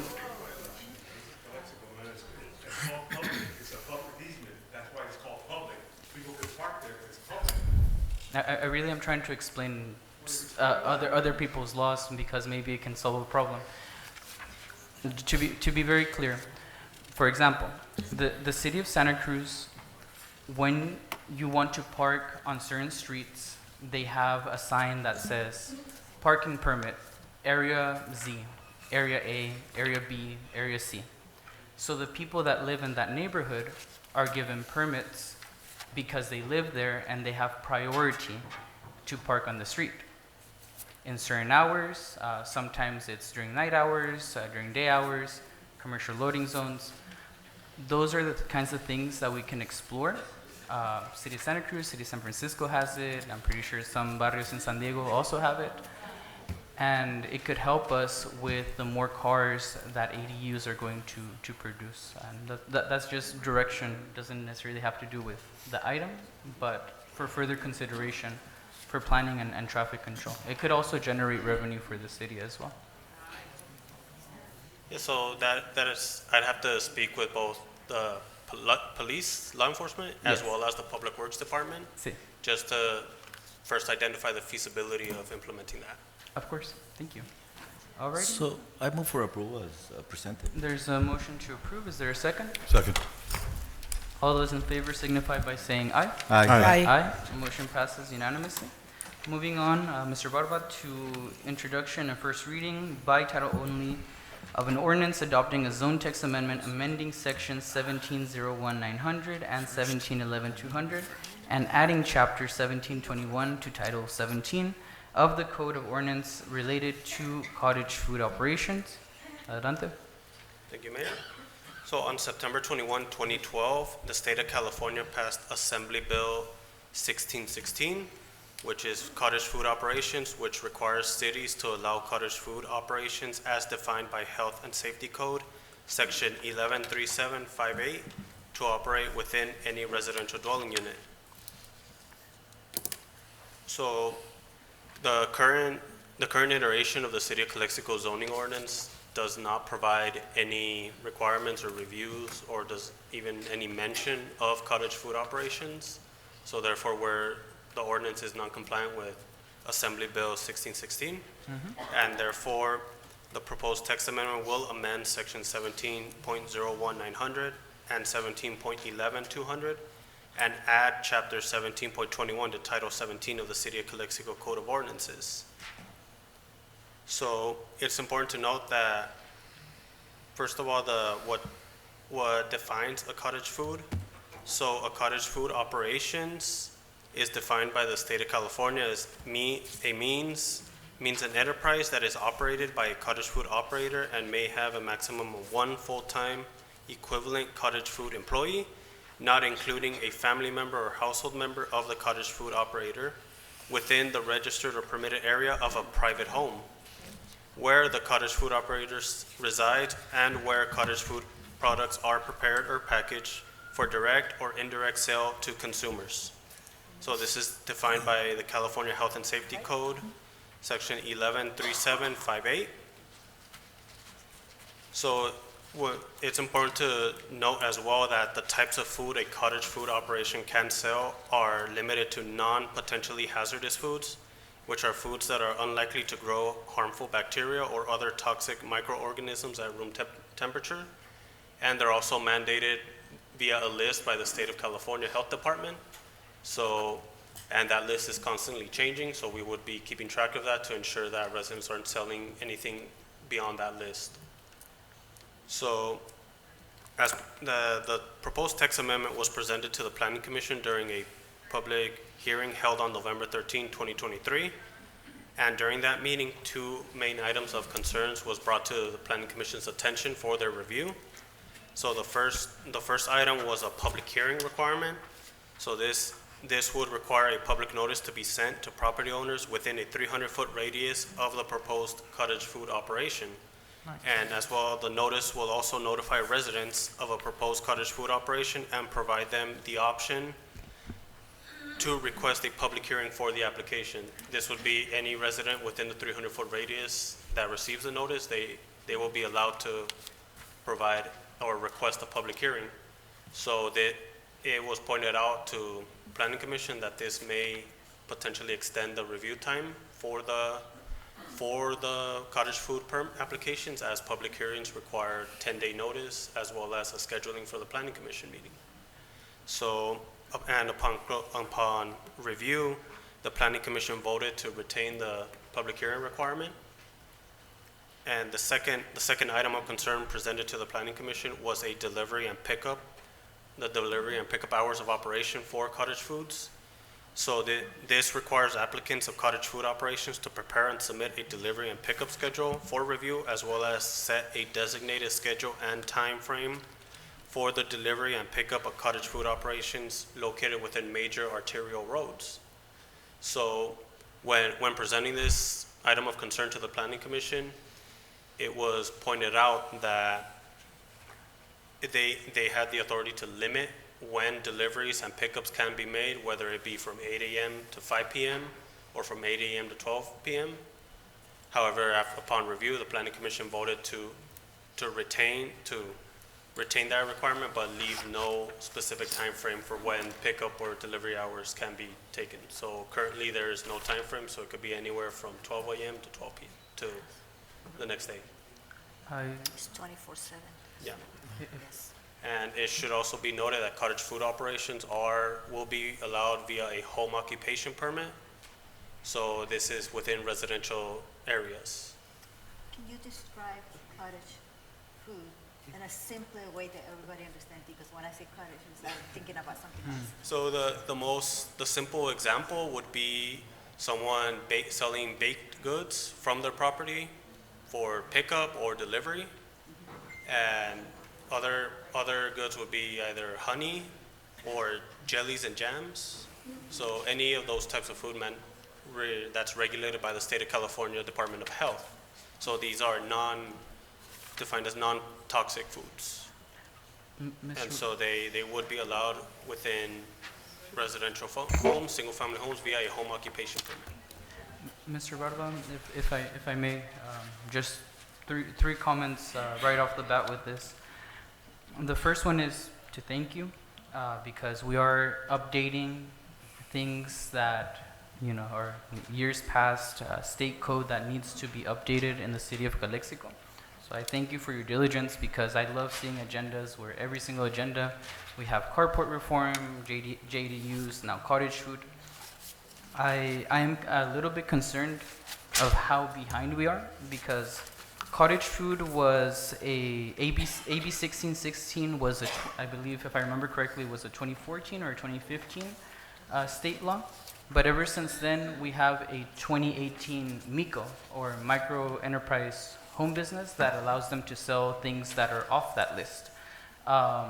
Does that apply to MICOs, or are we going to make a separate ordinance for MICOs? So cottage food operations are defined separately by the micro businesses. Yeah. So the micro businesses would be during a separate section. A separate ordinance. And then lastly, I'm very, very concerned with planning commission's recommendations. They create more work for us to create a they're anti-business, to create a public hearing to start a business, drag them into the planning commission to get an approval, delivery times. It's just not coherent with the modern world. It's not coherent with our sentiment to want to foster businesses. And for that reason, I don't agree with Planning Commission's recommendations. I can't support them with those amendments. For that, and that's where I stand right now. I would like to see a version that is much less restrictive and certainly does not require a public hearing to open a business. But those are just my thoughts. De ahí abrimos a council. Council has any comments? I do. Yes. Ms. Collier, what is your recommendation on this item? Well. Sorry. Okay, so Yeah. there are some concerns. Those are my concerns, right? Public hearings are expensive, number one. Sometimes they continue. It will hold the customer from expediting the process. And we can maybe vandal a public hearing, maybe do specific times for public hearings. Let's say every 2 months we can have a public hearing rather than having a public hearing every second week. It could be a solution. If you want to continue with the public hearing, you can set deadlines to submit the proposal so they can all fall into one public hearing and you do 10 of them. It's still a lot Rather of work. than one by one because they are very expensive. Every publication on the newspaper is $400, $500. So it really defeats the process. It'll be a cost to the city. So that's number one. The other issue that I have with this delivery of food is having it 24 hours. I think it's a dangerous situation, having a kitchen, people cooking in the kitchen and delivering at that time. It'll open the door for potential crime. And that's just my recommendation. You're welcome to take it. So let me piggyback on that answer. Thank you. So we do have in the background information here, the agenda, the recommendation by you, right? Was it you, recommendation, the report? Yes. Conduct a public hearing to introduce a proposed text amendment. Conduct a first reading by title only and provide directive, and it goes on. So we're not doing that anymore, recommendation? It's a different recommendation now? What happens is that it went to the planning commission. So we had to place in the staff report what the planning commission has recommended. It's not necessarily our recommendation, but it's for the city council to review the recommendations and to make a decision based on those recommendations. So based on the recommendation by planning commission, this is what they recommended? Planning commission, yes. The planning commission, yeah. The planning commission.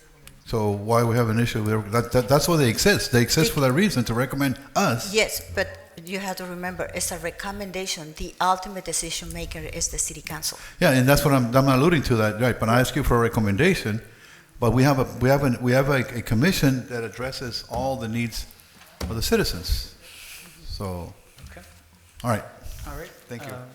Any Manzanares, Garcia, adelante. Manzanares.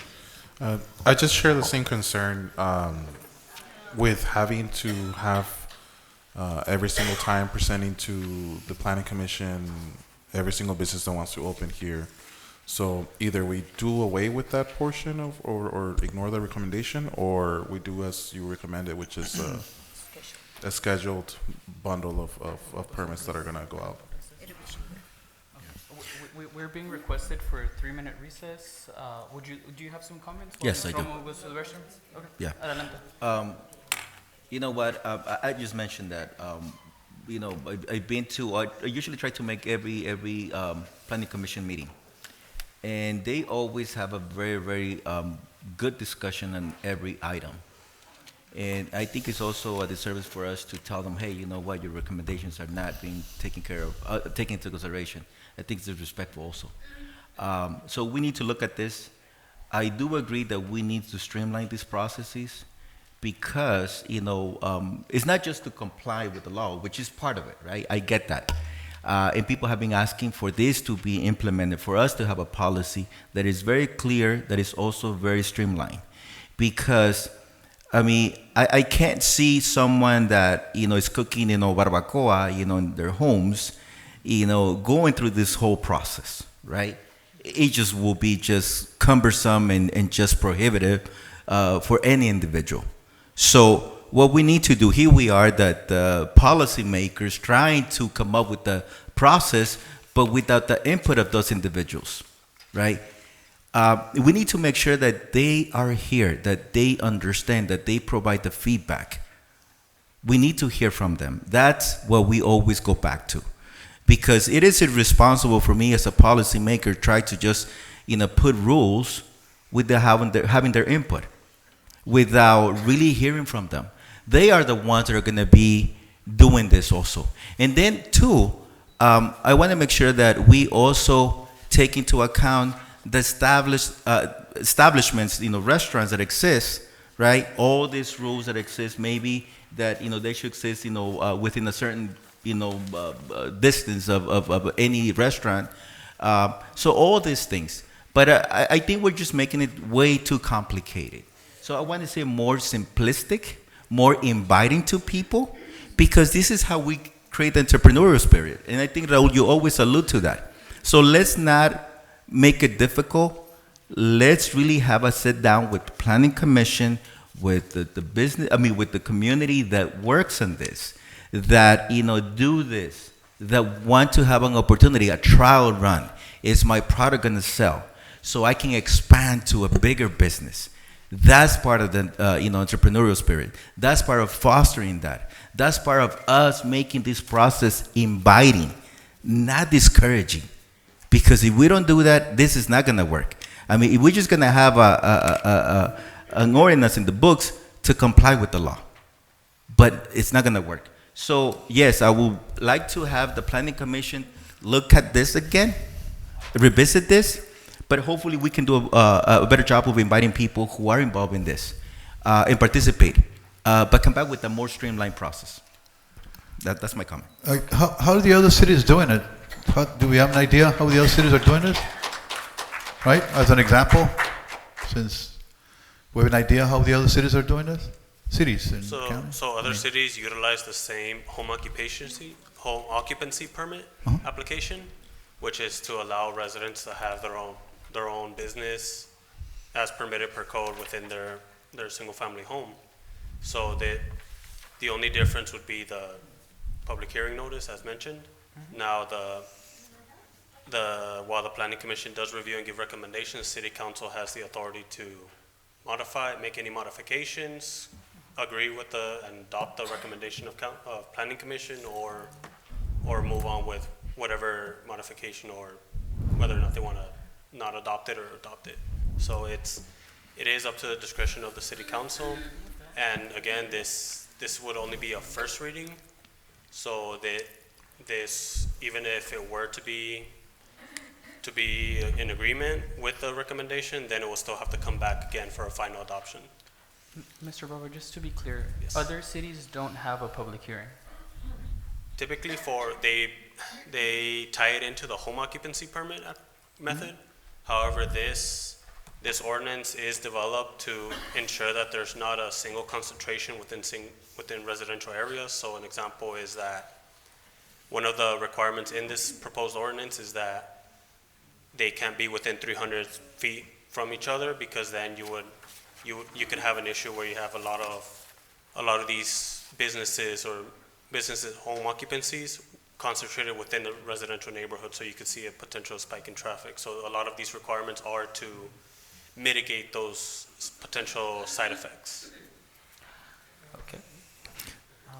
So I make a motion to send it back to the planning commission, work on streamlining the process, getting input from the community, and bring it back to council. I'll second that. There's a second. I do have some discussion on that motion, and es discusión bastante clara, or discussion that is very clear, because to me these kinds of, number one, we are policymakers. If we don't know how to take these decisions, if we really depend that much on the planning commission, which probably has about the same amount of information that we do to make these kinds of decisions, I think we're doing a disservice to the public.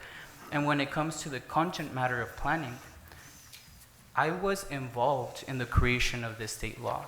I know very well, and you can ask Assemblymember Garcia, back in 2015, back in 2018, that I was involved in the writing of this state law. So I personally do take my position as a policymaker seriously, and I do have the knowledge to weigh in heavily on this particular item. And I do not agree to skirting our responsibility and taking it and pushing it back to commission. No, we are the city council, and we should have the courage to make these difficult decisions. Now, to me, it's very clear.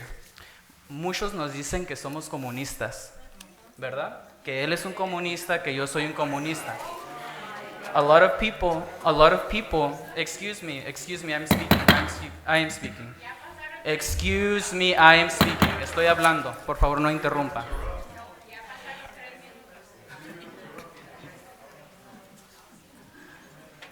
A lot of people, excuse me, I do need silence in the room.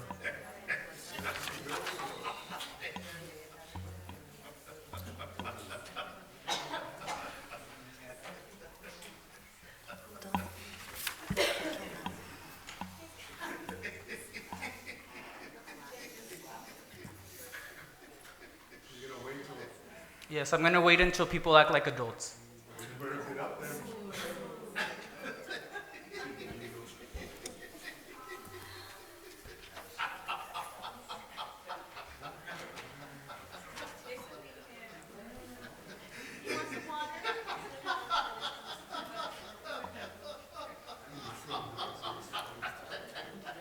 I'm glad we're filming this, eh? Too much for me. I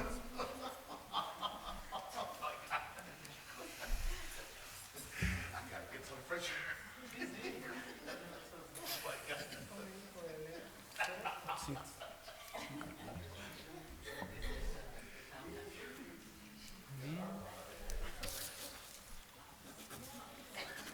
Ya nos vamos a comportar como adultos.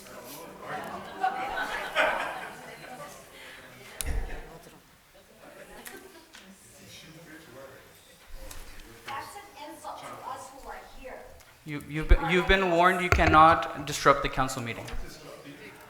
You have been warned.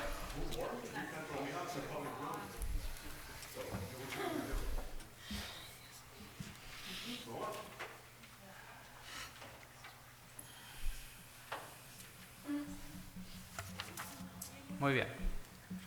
As I was saying, as I was making my comment as a city council member, lo voy a decir en español y lo voy a decir en inglés, hasta que lo pueda decir sin interrupciones. Please remove this person. Please remove him. Please remove him. That's an order. He's been warned. He continues to disrupt the council meetings. I want this person removed.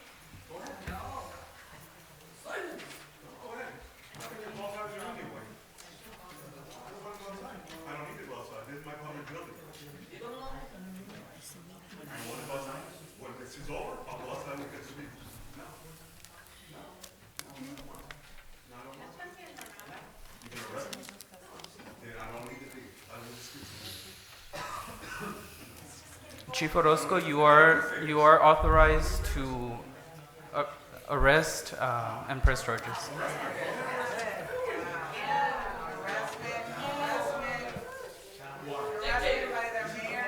Is this a public building?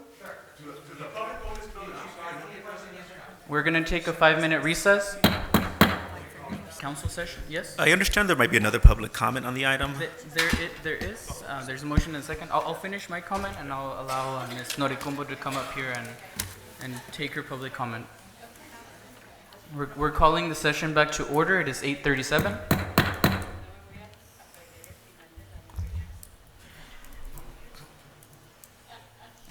Señora, si puede, ya vamos a empezar el cabildo otra vez. Okay. Lo que estaba diciendo, what I was saying before the interruptions, para mí esto es muy claro, ¿verdad? Como legisladores que somos los 5, si no sabemos tomar una postura educada, definitiva,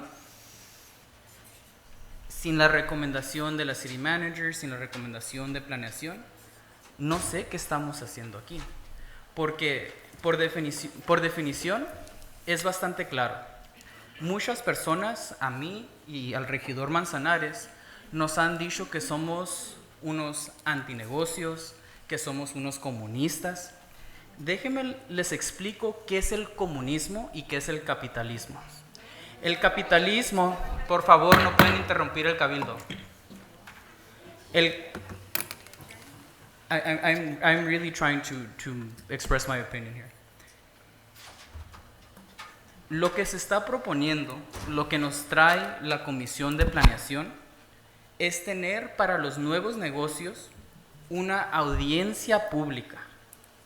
Eso no es capitalista, eso es comunista, tener que decirle a un negocio, para tú establecerte en este país libre de comercio, vas a venir aquí y te vas a expresar a ver si tus vecinos les gusta.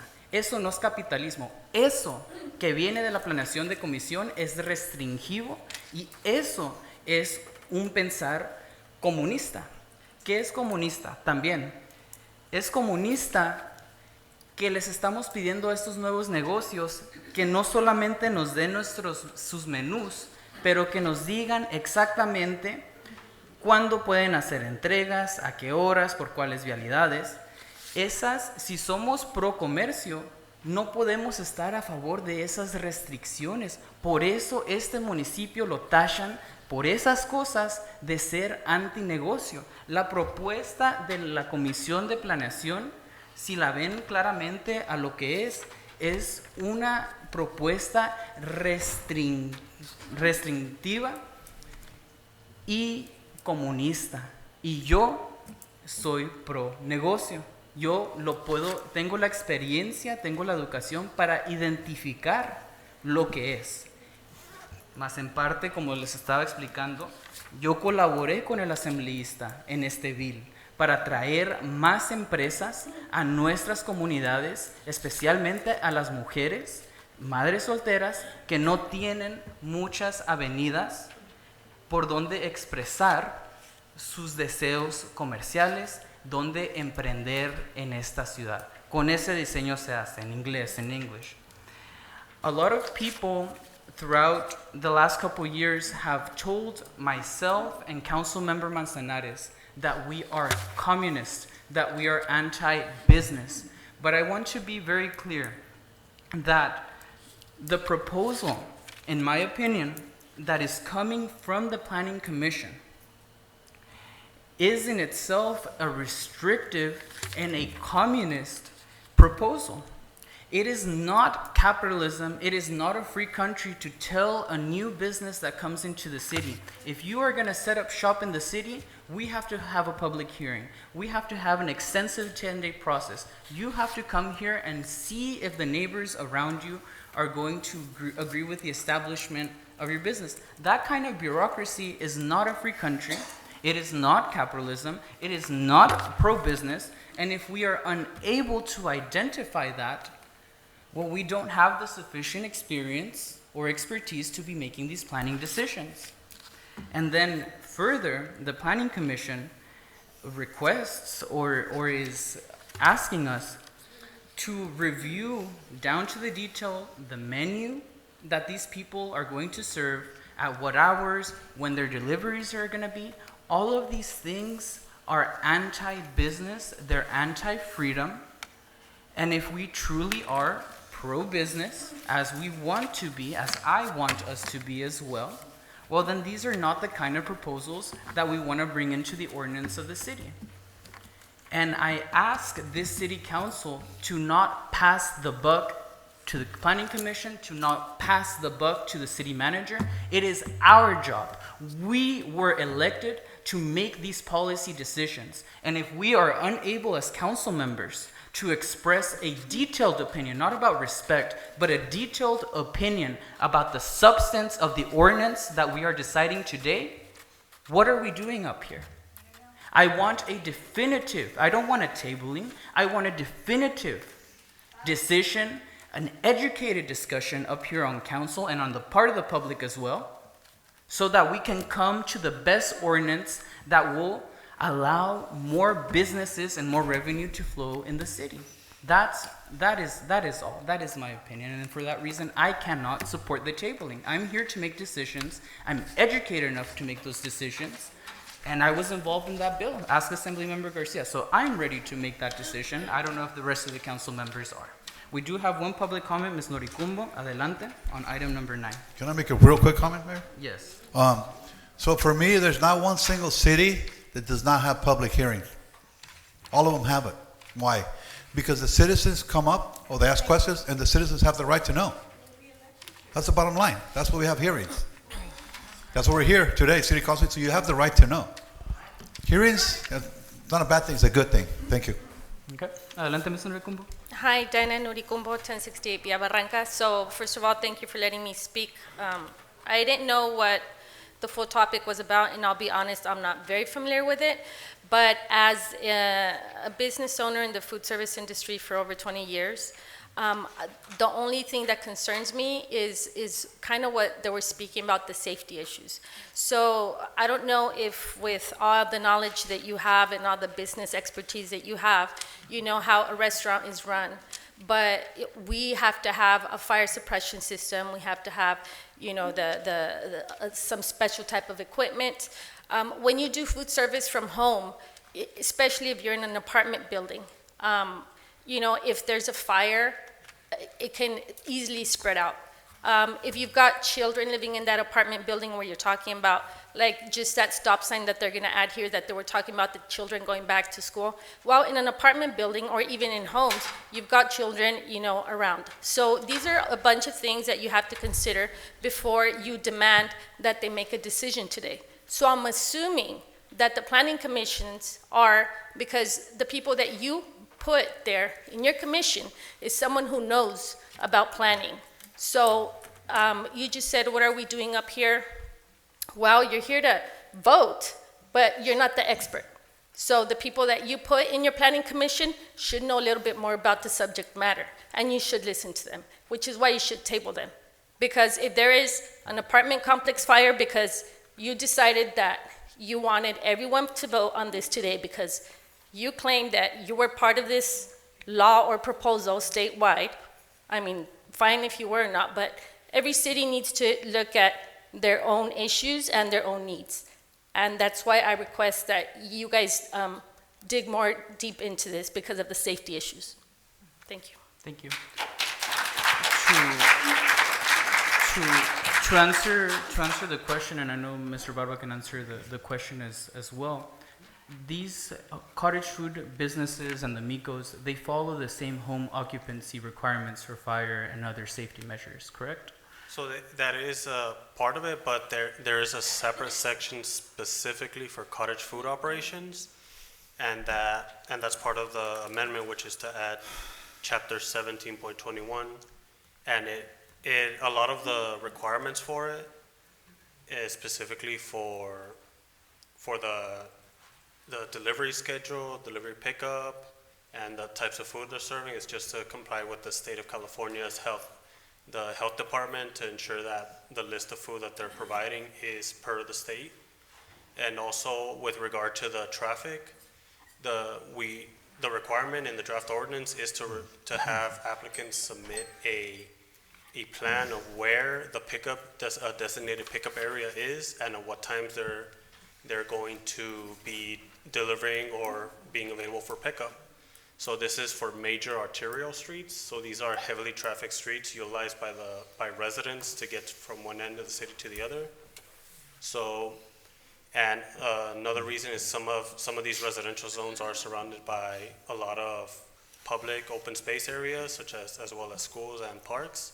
So it's also to help limit and ensure that there's no unintended consequences or some potential safety hazards. It's more made to mitigate them and to ensure safety of the residents, not just for the applicants, but also surrounding residents in the property. Therefore, that's another reason why the 300-foot radius and public hearing notice was presented. So it was presented to the Planning Commission that way, and upon reviewing it, they cited the same issues as to ensure safety. So, and therefore, that's why, hence their recommendation to retain that same requirement, the public hearing. Okay, sounds good.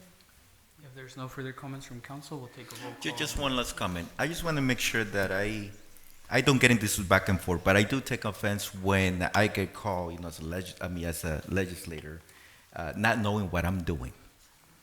And you know what? I might not be an expert. I might not be writing the language of laws, but what I can do is that analyze the items, be rational, right? And we talk about involving the public. And my point is that we didn't involve the public, right? We need to make sure that we listen to them also, because a lot of the issues that we have had in the past, and we will continue to have, is that because we're not involving the public.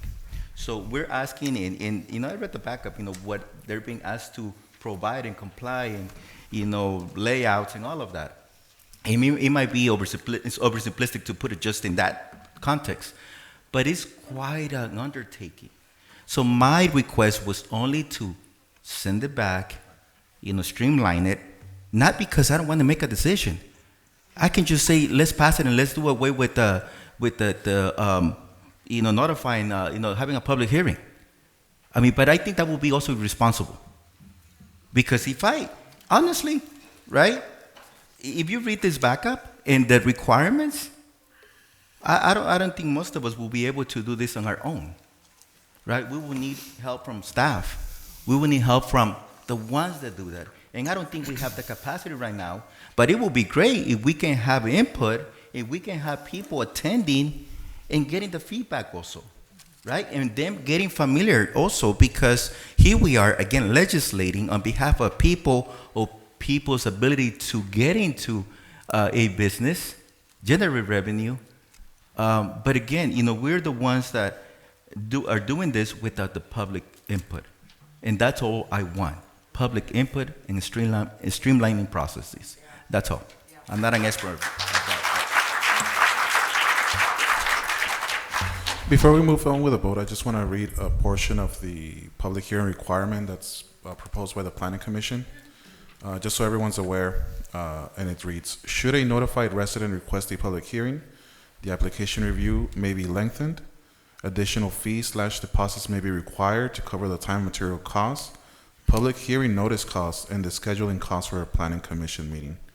And that's every single business as it states, as it's kind of worded here. So just take that into consideration when we vote. Mr. Barba, I just had one last question, just to be very clear with the public. The public hearing requirement is not a state mandate. It's a municipal one. So yes, correct. So, yes. Yeah, so the way the public hearing works in this draft ordinance, when applicants submit an application, we send in a public hearing notice, or not a public hearing, just a regular notice notifying residents within a 300-foot radius of the location that an application for a cottage food operation was presented. So residents are given the opportunities, not just the applicant, but surrounding residents, to provide comments and provide their concerns for this potential operation and business. So the public hearing is not mandated per se, but should one of the residents within the 300 feet request one, Right. it's to give them the option to request it and present it to public hearing. Okay. Roll call vote, Ms. Luna, on the motion to table? What was the motion again, please? To table? To table? Send it back to the Got it. planning commission to streamline and look at this process. Okay. Adelante. Mayor Raúl Ureña, No. Mayor Pro Tem Gloria Roma, Yes. Councilmember Camilo Garcia, Yes. Councilmember Gilberto Manzanares, No. Councilmember Javier Moreno. Yes. Motion passes.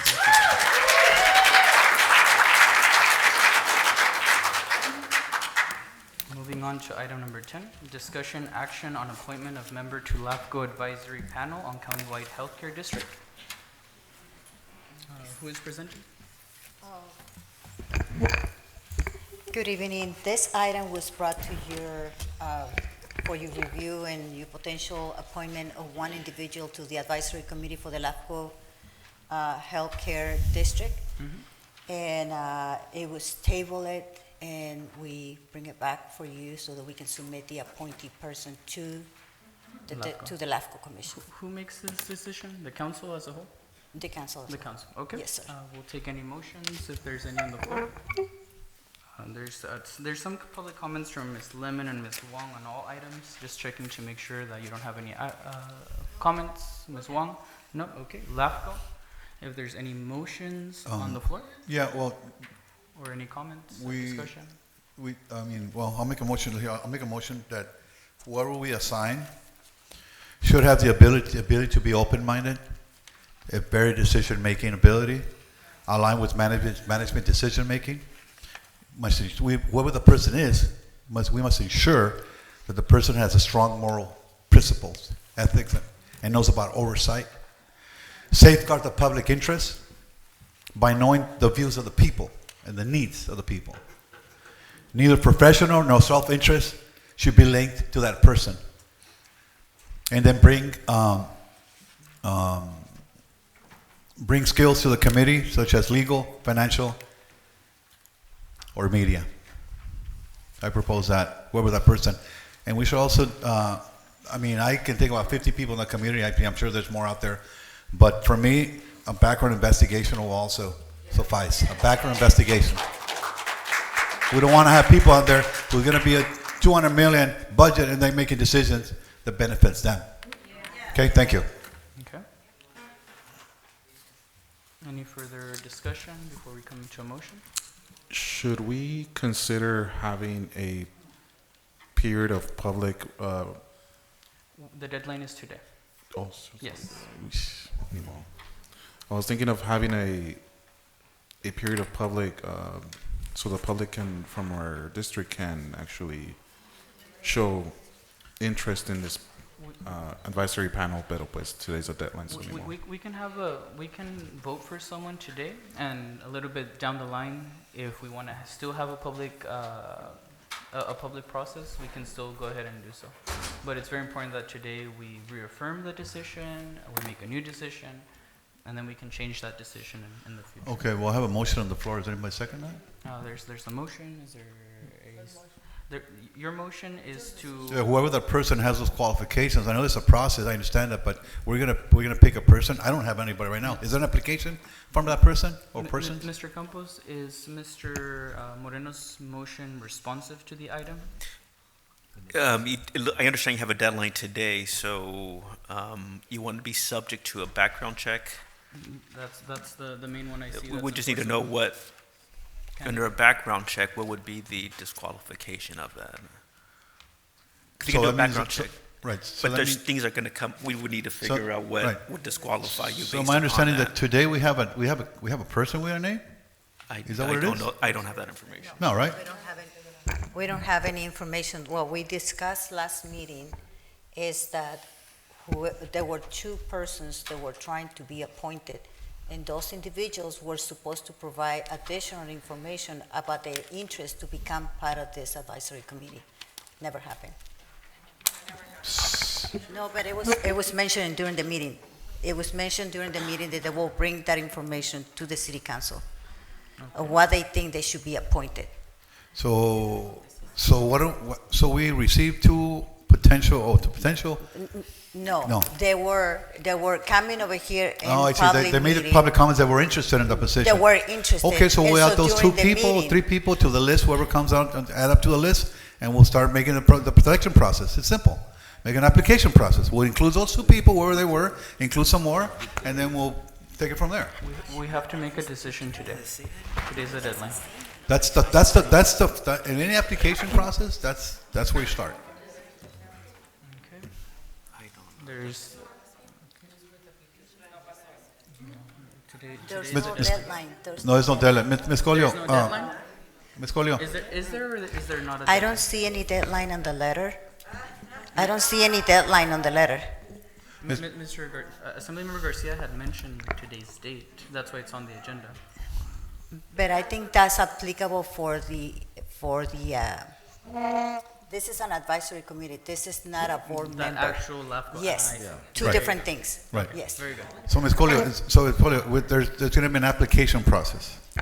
We can create an application Okay. process, but you will have to let us know what is exactly that you want to see in that application process. Well, I said about 5 things, but also the background investigation is very, very important Okay. for me. I think we also have to set the expectation for education level as well. That has to be met, so that we can get some qualified individuals. I'm not entirely opposed to having an application process as long as we're able to have someone there that's. Do you have a proposed education level? Or at least I mean. My recommendation will be to set like a requirements, because otherwise we can have 3 potential applicants, and if you don't set the requirements, one can be missing one that you think is important, like background investigation, while the other one can provide more information than the other one. So I think it's better to set the protocols, so when they submit their application or their proposal, if you want to call it that way, the 3 of those individuals submit the same information, addressing the same concerns that you have. No. Yes. Yes. So are we setting expectations or not from the members? You can if you want to. If that's a part Right. of your motion, Mr. Moreno highlighted some things that he wants. There's no second yet, so you can add to it if you would like to. I definitely would like to see an educational requirement for a healthcare district for sure. Do you have any in mind? We have to be very specific if we're going to set one. I mean, I think that either between a bachelor's or a master's in something related to this To healthcare? panel, so that they can bring some, like Moreno said, some skills related to the panel, so that they can actually have an informed opinion. So I believe that a bachelor's at minimum. Bachelor's at minimum? I have bachelor's and a background investigation. Yes. So also, in lieu of that, when I know in the industry, what they do is you don't have the, obviously education is important, but you have the work experience. In lieu of that. I mean, right? Yes. Particularly in healthcare. Simple.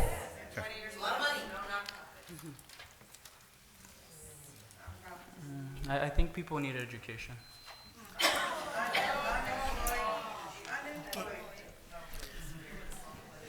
Well, here's what I'm going to say. I'm not comfortable making a decision right now, But I am comfortable approving something along those lines that we said as the application process. Okay?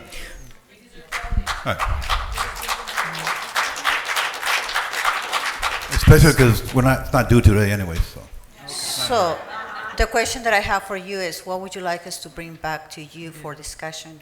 Is and for there approval? a motion that is going to be made today for the application? I think we should at least set up the application process. Is there a consulting that you could do with some of the experts in the field as far as the hiring process, application process, blah, blah, blah, blah, that you can consult with? No. No? It We should don't be. have a consultant. I mean, we do hiring and we do consult with companies that help us with the hiring process to make sure the parameters are there. Especially working with, and I know Camilo does the work experience. He's an expert in this. I know especially with the hiring process, you don't want to get into a legal battle with, choosing the wrong people and putting things that you're not supposed to be in there because you get losses on that. So we can bring a general application with certain items, and then you have to vote on what items you would like to see in the application, and then once that you determine what application you want, the final application, then we Okay. expedite the process. Okay. So what is the input? What is it that we're? To bring it back with an application process for review and approval, I guess. And the qualifications, But what, i.e., what we is mentioned. there any No, specific? we need to pass first the approval of the application. That's the first step. Once that you approve an application, then we issue the application, and then we bring back the proposals with the application. Right, and application is gonna mention, it's going to contain what we just talked about. All right? The qualifications. Okay. Right? Well, Expectations and so forth, what are you gonna be the role and all I that, mean, you know? it really comes down to this. Do we want to have the discussion about the applications now, decided right now, and have the applications go out early? Or do we want to wait until the next city council meeting, approve an application, and then have it go out? That's pretty much what we're deciding. That's the process. So do we want to set the application today, or do we want to defer that decision to next meeting? What does the council? Well, I guess, for me, the question is, are you, how much, actually, we're talking about deciding on qualifications and processes, right? But where do we stand? You know, it's very vague, you know, are we really behind on this thing? Are they ready to start meeting? So the more that we prolong this process, whether it's 2 weeks, a month, we're going to be behind, right? And I understand education is important, but a paper sometimes doesn't give you the skills to be effective. That's not a guarantee, right? I can see that are individuals who are very effective also, and they don't need to have a paper that says you have a bachelor's or a master's, right? So again, I want to have someone who's really involved, who is going to understand the issue or the issues, participate, keep this council informed, but most importantly, keeping the community informed. So I want someone who is transparent, who is able to go out and communicate, to talk to everybody, anybody and everybody, right? So that's all my requirements. Very simple. Whoever is just someone that can be there, that is committed, right? And that it's able to get along with other people. That's it. Because this is so important that will decide the future of our healthcare.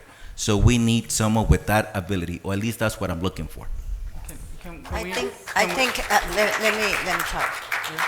In the same way that we are required to do requests for proposals to hire consultants that are qualified to do the work, Yes, I think they should be applicable the same way. I agree. Make a request for proposals for those individuals that are interested and participate as a representative from this city council to an advisory board. They show that they have the capacity to do it. Whether there is experience or education or however you want to call it, I think it's just, it's a more orderly way to do things. Well, let's do a letter of intent, where we can see what are the reasons and how can they contribute to this process. We can just have an open application and then decide as a council whether we want a work experience or we want an education or both. Se puede. Do we want to have a general application? Is that better for the council? I mean, like I said, I'm more comfortable just having an application process instead of appointing someone like it states here. But again, we do need someone who has the paper, like hard proof qualifications, such as a degree, for such a position, as well as experience. Like that would go in a letter of intent and what they're trying to achieve in this position. But again, I really do emphasize that they need to have education as well. I agree. Okay. Is there a specific motion on the table? Do we want to make those decisions now? Do we want to make them later? I'd like to table this and bring it back with an option of the application process. And then we can discuss at further detail what that application entails at that meeting, whether So we're going there's to... a motion to table. Is there a second? Here. Second.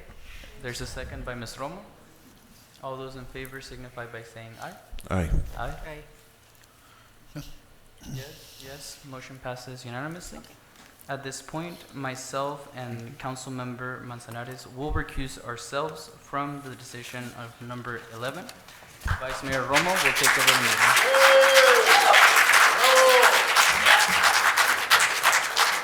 Good job, good job.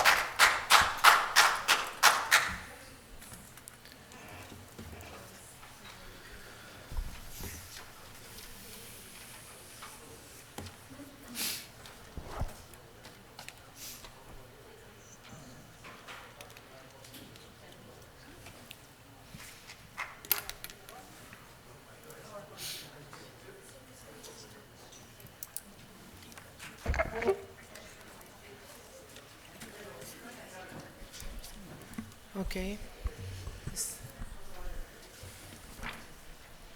Right, 7 minutes. Mr. Campos, please start with issue 11, please. Great. The item before us, item 11, receive and file certificate of sufficiency of local recall petition seeking removal of council members Ureña and Manzanares and discuss the setting of the special municipal election date for the recall. By way of brief background, on November 16th of this year, local proponents filed 2 recall petitions seeking the removal of council members Ureña and Manzanares. Both petitions have been verified and certified and are now have qualified for the ballot. The city clerk has submitted a certificate of sufficiency of the local recall petitions that's included in this evening's packet. This certificate is a receive and file. No action is being requested or needs to be made by the city council. It's simply a receive and file of the certification of the recall petitions that have qualified.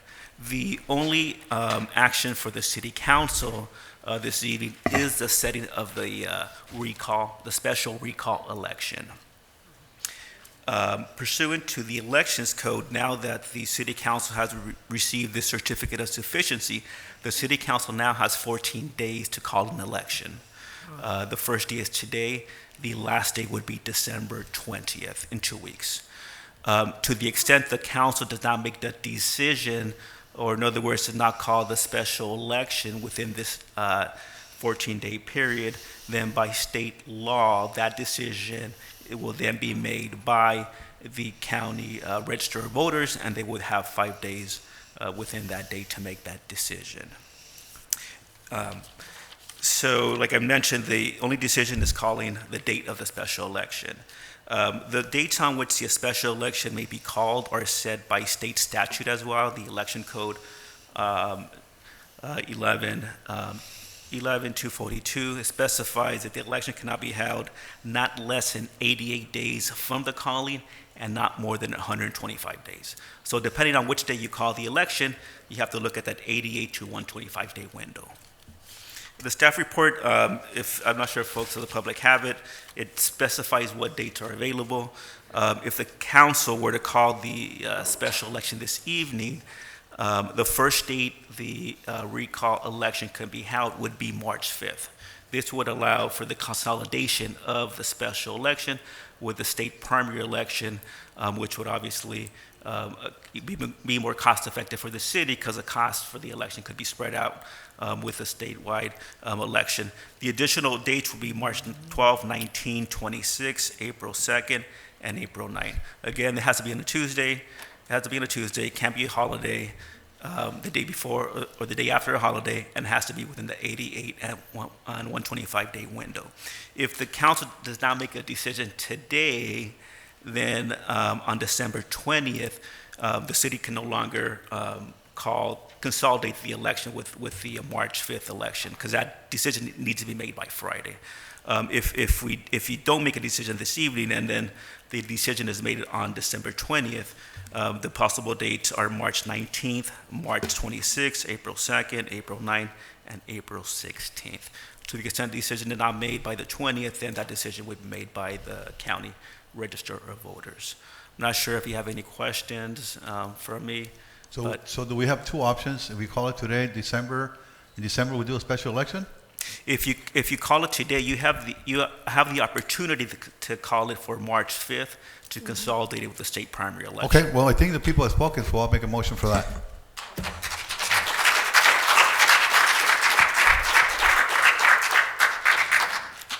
And I do, Unless people I'm have... gonna motion, anybody unless- second that? Yeah, unless people have questions for me, I'm Okay, first we must listen to the voice for the public. We have 7 requests for participation. Okay. Miss Rebecca Lemon, please.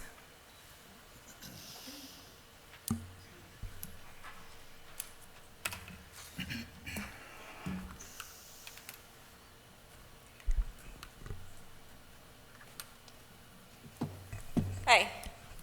Hi.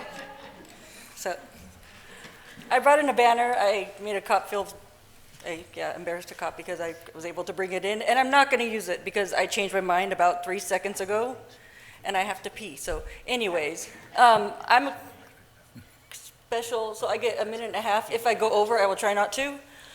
What Gilberto was reading about the recall group, where somebody said that they did 50 houses and it was all about 40, like it was about trans stuff.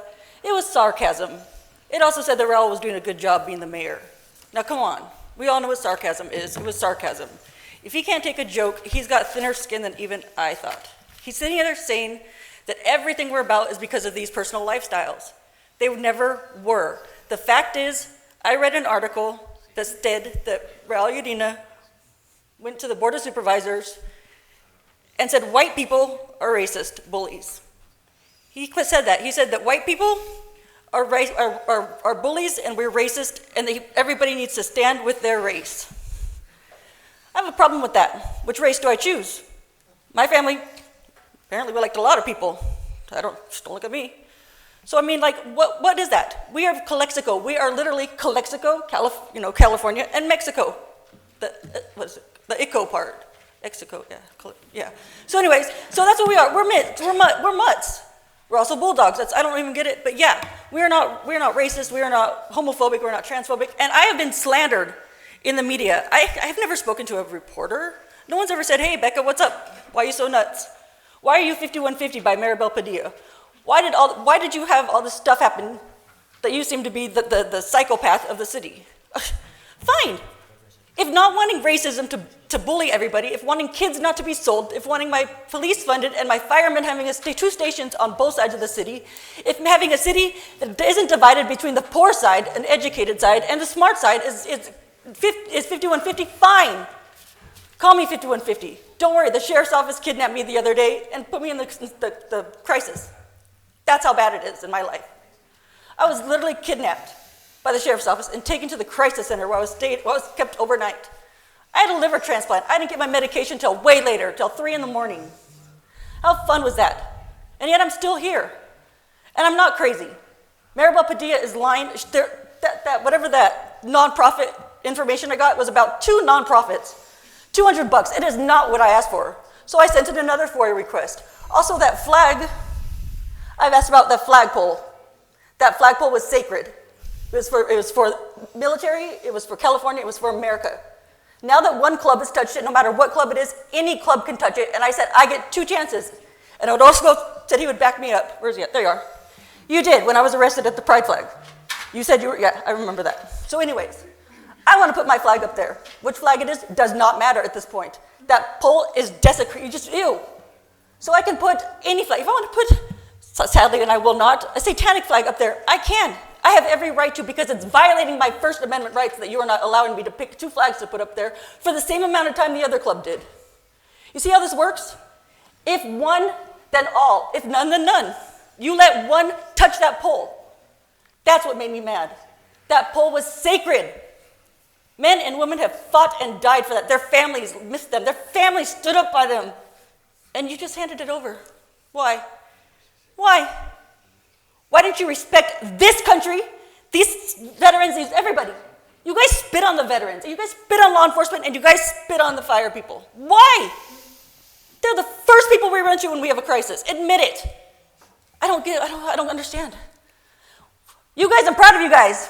You guys were all talking. I didn't say anything. I didn't get in trouble today. You guys were all saying the stuff I was going to say. So I'm proud of you guys. I'm very happy you guys are very educated. I even brought a fork to give Udina. I didn't know he was going to be gone. I even brought a plastic fork. It's not a weapon. I didn't just show a weapon. So, I mean, yeah, fork him.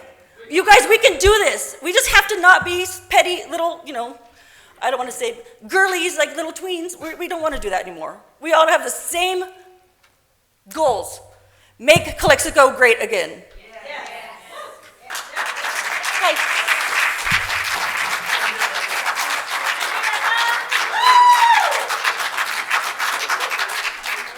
Thank you. Miss Cristina Wong.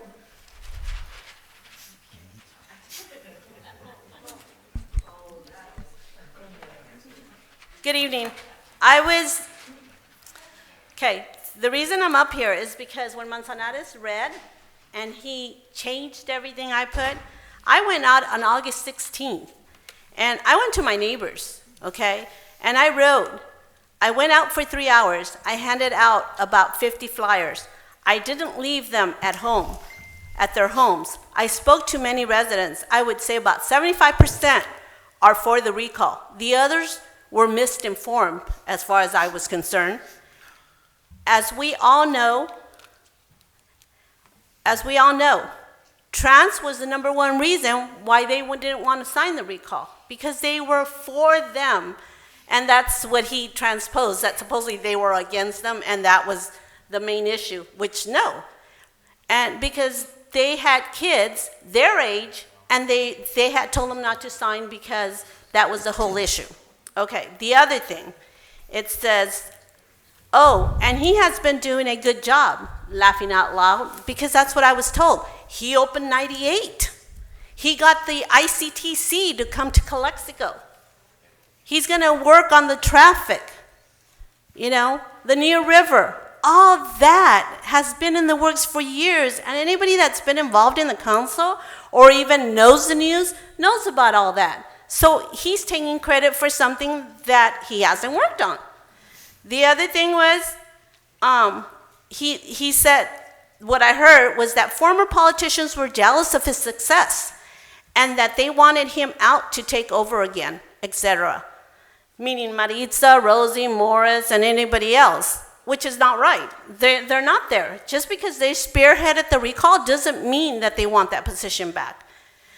I told them my reasons for joining the recall. They were surprised. They said they will think about it because they didn't know anything about it. They had never been to a council meeting and had never had anybody explain to them things that were going on in Calexico. They said they will think about it or do some research. I made sure to give them the hours of the info, Friday extended hours of the recall center, so they can actually go there and ask questions. So that was what he lied about, Manzanares, saying that, transgender or trans or homophobic or whatever is our #1 reason. No. Look at everything that hasn't been done. Look at everything. In fact, the plaque, as I hear it, at the fire station wanted to be taken down and redone because it didn't have their names on it. Well, hello, they weren't the ones that brought the fire station. Yeah, it was completed in their tenure, but they weren't the ones that brought it, so they can't take credit for that. So as far as I'm concerned, this has nothing to do with hate, and everything that they write on social media always uses words to defame the recall group, hate, transgender, transphobic, and everything else. And like Loli Torres said the last time she was here, he is not the future of Calexico. And he is not the one that's going to change things. So to me, it's like, look at all the issues that are going on in Calexico, and this is the worst we've had it, the worst. So that is the reason why he's being recalled, or at least the people signed the petition. So I just wanted to clarify it because he used my name and he called me out by name. So once again, my name's Christine Wong Ramirez, and this is what I wrote, and I'm clarifying. Thank you. Thank you, Ms. Wong. Next, Ms. Marix Hurtado, please.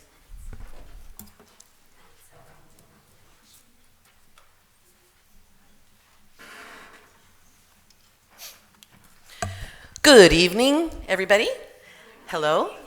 My name is Maritza Hurtado, and I am the person that spearheaded this recall, and I'd like to primarily be here to thank everyone that had anything to do with this movement. We know that this movement was a very long process. We want to thank the city staff and the county registrar of voters for having been so professional when we came here, and we all decided as parties that the county would take over the review of the signatures to ensure that there was a transparent process. Everyone was great, everyone throughout this process. And I'm talking about the actual very important part, which is reviewing signatures. We did submit our goal. We went beyond our goal, which was 5,000, and we're very proud. I know that there have been comments that once the signatures were reviewed, that many were not accepted, and that's normal in a recall process. In a recall process, there will not be perfection. So we ensured that we had a nice high number, even though certain people here on this council indicate that the panzazo. But honestly, the panzazo is good enough, because once we arrived at the correct figure, we were okay to keep moving. There is something, though, that I'd like to make sure that we understand in the next process, because obviously, as you can hear, and as you can see from the reactions here of the councilman in question, is that we have been gaslighted quite a bit as a community, indicating that this council feels that we are here only for their sexual preferences. And as you go along and you get to know what happened in these conversations in our community, that was alluded to here a little, is that actually our community needed to learn, and needed to learn what is gaslighting and what really was in our petitions. Our petitions were formal, our petitions were legally accepted by the city. The council member had, both council members had the opportunity to respond. When they responded, they did not include any of those claims that they make at this time. And I'd also like to make sure that we all know as a community that there are other communities that are also inserting themselves, and we're very concerned as a recall committee, because we have some involvement from a vice mayor in the city of Coachella, and we did as a recall committee write to that vice mayor and let him know that it is not appropriate for him to be meddling into this community. He has problems of his own, but also because it does appear that he wants to be able to be the spokesman for the gentleman here that we're recalling. However, these gentlemen do not have FPPC filing as of yet, so we don't find that appropriate to be being a spokesman from far away. So we just ask everybody that's out there to please do not meddle. This is a really serious problem for our community, and we're trying to figure out that by ourselves. The other thing also is we have had a little bit of concern with the staff, because we know that the staff also was advised not to meddle into the recall. And that, I think, is appropriate. We felt that that was appropriate. But you do have the president of the Calexico the Calexico Police Officers Association that did insert himself. And I'm here to tell him that we don't appreciate you calling us a gang, because you are an officer of the law, and you should behave that way. Because everything that has come out of you since this initiated has been very unbecoming. And it's very concerning to know that you're here as a law enforcement officer.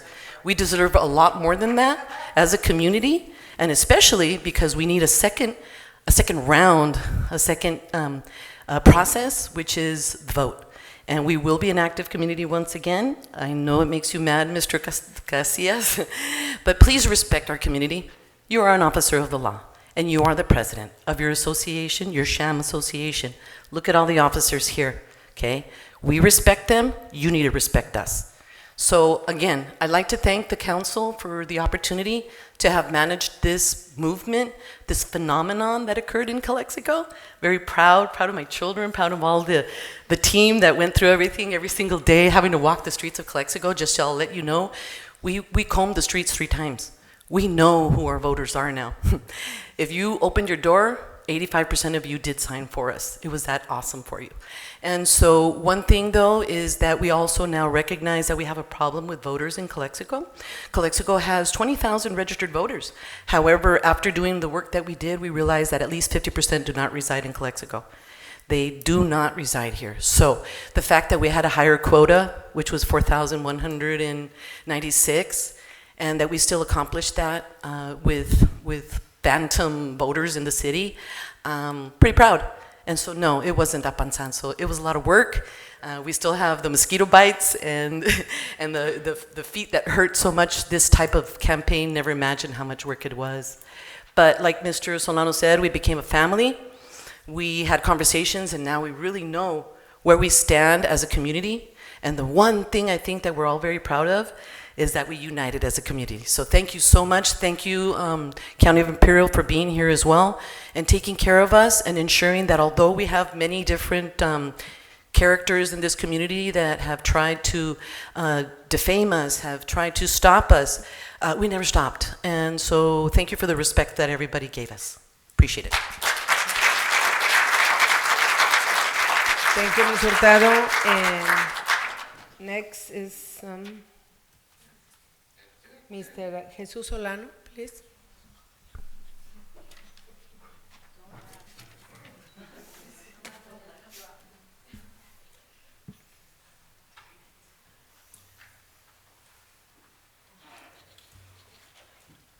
Jesus Solano, 426 Rosemont.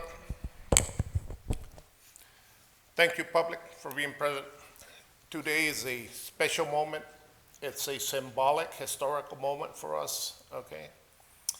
And first, I want to thank the clerk, Lindsay Dale from the county, and her staff. Very efficient staff, very transparent. I literally went every single day from the morning to the evening, and I actually saw the working.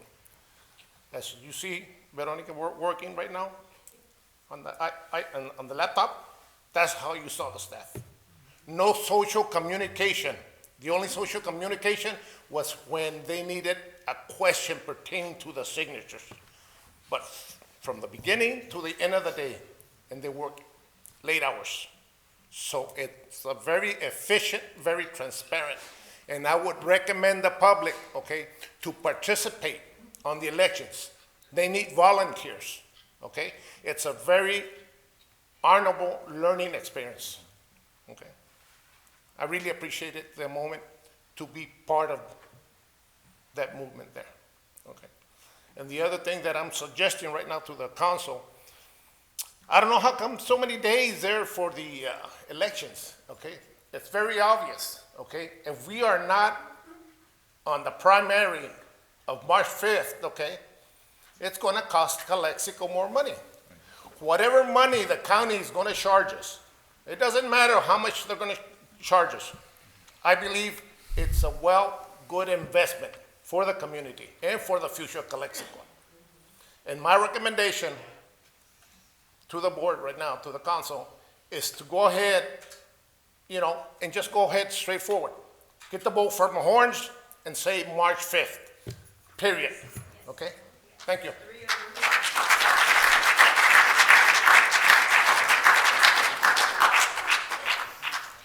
Ms. Liliana Hernandez, please. Mayor Pro Tem, quick question. It's 9:30 and we need a motion to continue the meeting. Motion to extend the meeting? Extend the meeting, okay. Second? I'll second that, yeah. All those in favor?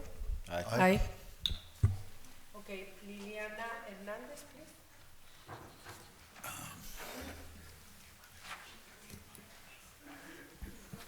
Thank you, Carlos. Thank you. Hello, guys. It's not going to take long because coming after all these ladies and these gentlemen is a little difficult. It's like Miley Cyrus singing after Adele. So it's going to be short. It's not going to be quick. I'm asking for respect and have the March date. I did not work with them all the time. I only make maybe 1% of the 100% they did. But I tried to do whatever I could. My son is on the army. He's right now overseas. And when he was on vacation over here, he was working. You can ask them. He didn't want to leave before he do something. And I'm going to tell you why. Because I don't think that I look like a dinosaur. I don't think that he looked like a dinosaur. You can see his picture if you like. We are not transphobic. We don't hate Mexicans because we are actually Mexicans. We like Spanish.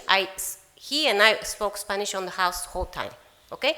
So I'm not against of them because the reason they expose, I don't like how the city has been involving. And I have been living here for more than 20 years. So I have seen good things and bad things and worse things. Like right now, I work on 3rd Street and I can see every single day how the drugs are being moving, how the people sleep over there, people that have houses on Mexicali and they just don't like to cross every day, and that's not my fault, right? Or your fault. So why do I have to spend my taxes on them when they spend their money on Mexicali? That's I think that I don't understand. So please respect and have the March date. Don't spend more money, don't spend more time. And in that way, and I believe that, we don't gonna be throwing more dirt than is as we are having right now. We want to be clean, we want to have an election, and if everything goes as it's supposed to, one side is gonna win and the other one is gonna lose. I'm not gonna say we're gonna win, I'm not gonna say they're gonna lose. Something's gonna happen, but something is gonna happen.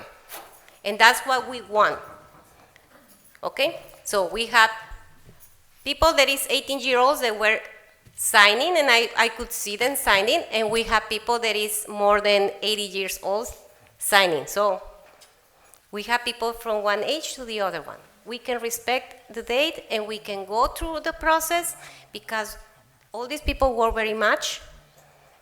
All the people believe on what they were signing, and that's why we are here today. Okay. And I understand that sometimes we start laughing and screaming and whatever, but to tell you the truth, we are tired. Everybody here is tired right now. So thank you. Thank you, Ms. Hernandez. Ms. Diana Nuricumbo, please. Yes.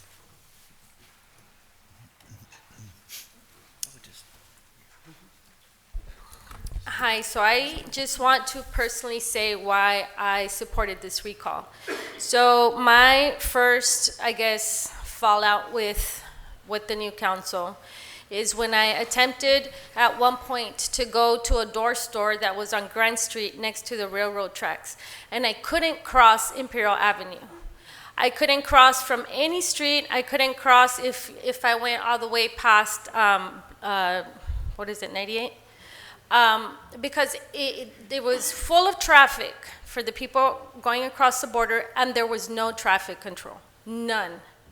So I literally had to drive all the way back and go out through the Applebee's and have to go that way. Now imagine if there's a fire over there and there's no fire station. So that was number one. Number two, when we saw that Rockwood Street was closed, I thought, who's running this place? Like, how do you close a street right in front of the international border? You know, how do the emergency vehicles come in? How do the Border Patrol agents come in? I just couldn't fathom who made that decision. Another thing that happened, I guess I live on the rich side of town since we're a community divided now, where we pay CFDs. And I pay over $60,000 more than anyone else in property taxes because of CFDs in an area that was never finished. And there was a time when one night there were some thieves that went all around opening cars and they stole all kinds of stuff, and there was no police. And I came to the council meeting and there was no police. Why? Because they're short-staffed. So that's how I started figuring, started saying, what's going on? And it all started after, a lot of people say, well, Mr. Manzanares, he's only been here for 6 months or 7 months when the recall started. Well, Mr. Manzanares was the deciding vote. He is the one that made the 3. So that's why he needs to go, because he made the choice to say, okay, I'm going to vote with whatever Mr. Ureña says, and we're just going to vote here. And he never thought for himself on what the city needed. But what really did it for me was, when they're saying, oh, we have no money, we're broke, we're this, then we get money literally fall from heaven, like literally, the ARPA funds, which we could have used for the fire station, we could have used for the police. You can't say, okay, you can't pay salaries, but you can move money around. okay? You can move ARPA to pay other stuff from the general fund or from infrastructure and pay salaries. There's so many things you can do if you had experience, but we don't. We have an inexperienced council that I am not homophobe at all. I have had my share of employees that are from the LGBTQ community. I am not. I have family members. I am not. It hurt me that because I wanted my city council to look out for the city, that I was being called a homophobe. We're being called out all kinds of things. We come to the meeting to voice our opinion, and then we start to get kicked out. Then I come to a meeting where it's being ran in Spanish. Now, I don't have an issue with that because obviously I'm bilingual and Spanish is my first language. But you know what? I don't show up to Mexicali and have their council meetings and they're ran in English. We are still in the United States. And I don't appreciate that the city hasn't found a way to offer translation services because everybody needs to be informed. My husband doesn't speak English, and that's why he doesn't come to the council meetings because he doesn't understand what's being said. So I would appreciate translation services as we had it before. So the reason why I'm here and I request that this election goes to May 5th is because the main reason, March 5th, I'm sorry, starts with an M. March 5th is that I'm here because I believe there's a lot of misuse of funds, especially with the parks, when there's funding in a park that literally nobody uses, but it's used as a restroom, as a big, giant public restroom. That's what it's used for. And the misuse of funds is my problem. So I really, to me, it's very important that we take these people out as soon as we can so that we can save the little money that is left. Thank you. Thank you. Ms. Noricumbo. Jordana Selwis, please.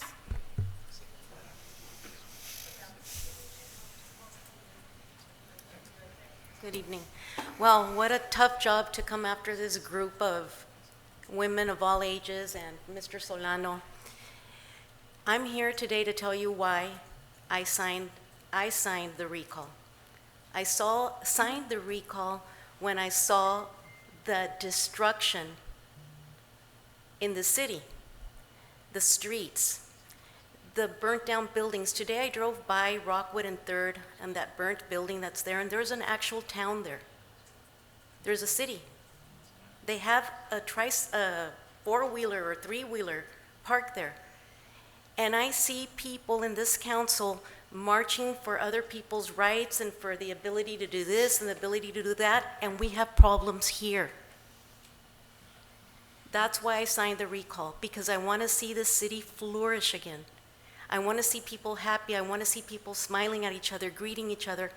I've never met Mr. Manzanares, nor do I want to. Someone that sits in that chair when people here of value are speaking, and when we have people here of value that give their time and looks at his computer and doesn't give eye contact to me, is not a person worth meeting. If you can't look at your constituents in the eye, you're embarrassed or ashamed of something. He's covering up his whole thing tonight by saying transphobic and transphobic. I think he's got the problem. I think people here are welcoming, they're lovely. I was born here, my family was not born here, but I was, and we have always been welcomed. And I am also a mutt, like Mrs. Lemon said, and then I know Christina, and a lot of people here have children that are half something, half another. I am also, and I'm very proud of that. And I'm tired of being referred to as KKK or as transphobic. Why do I have to come and explain to you what my beliefs are or what my morals are? I shouldn't have to. This is a city. This is the United States of America. Everybody has a right to do what they want to do.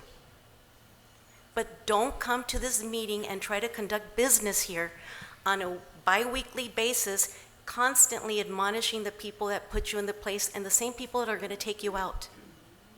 And I implore this city council to please set this up for March 5th, which I think is going to happen, but you never know.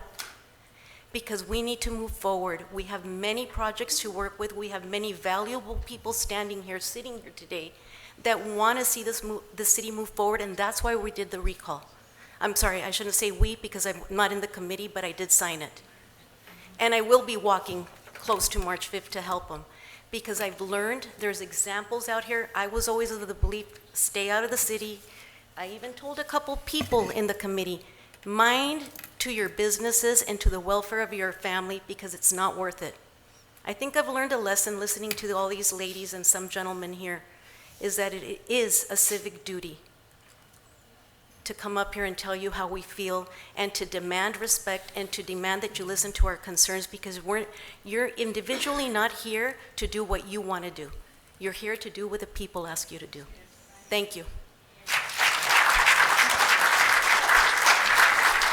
Thank you, Ms. Selwicks and Josie. Felix, please.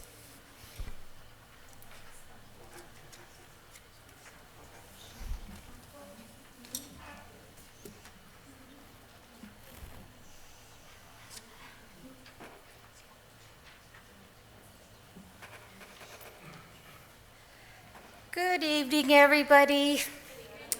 I'm very new here because I never really come to the meetings, but I do have questions, though, regarding police department and fire department, who I think are essential to our city. Since we don't have a hospital, they are the first ones to respond and help the people in need. So why, I don't understand why they don't make an effort to put the money where Station 2, since my brother retired 5 years ago, that station has been wanting to be fixed, and nothing. First they wanted to close it, but what happens, like somebody mentioned it, what happens if the railroad track is there? Somebody's going to die over there because the ambulance isn't going to be able to go through unless they call the Heber department. I don't know if that's something that would happen, but it's like, put the money where it's needed.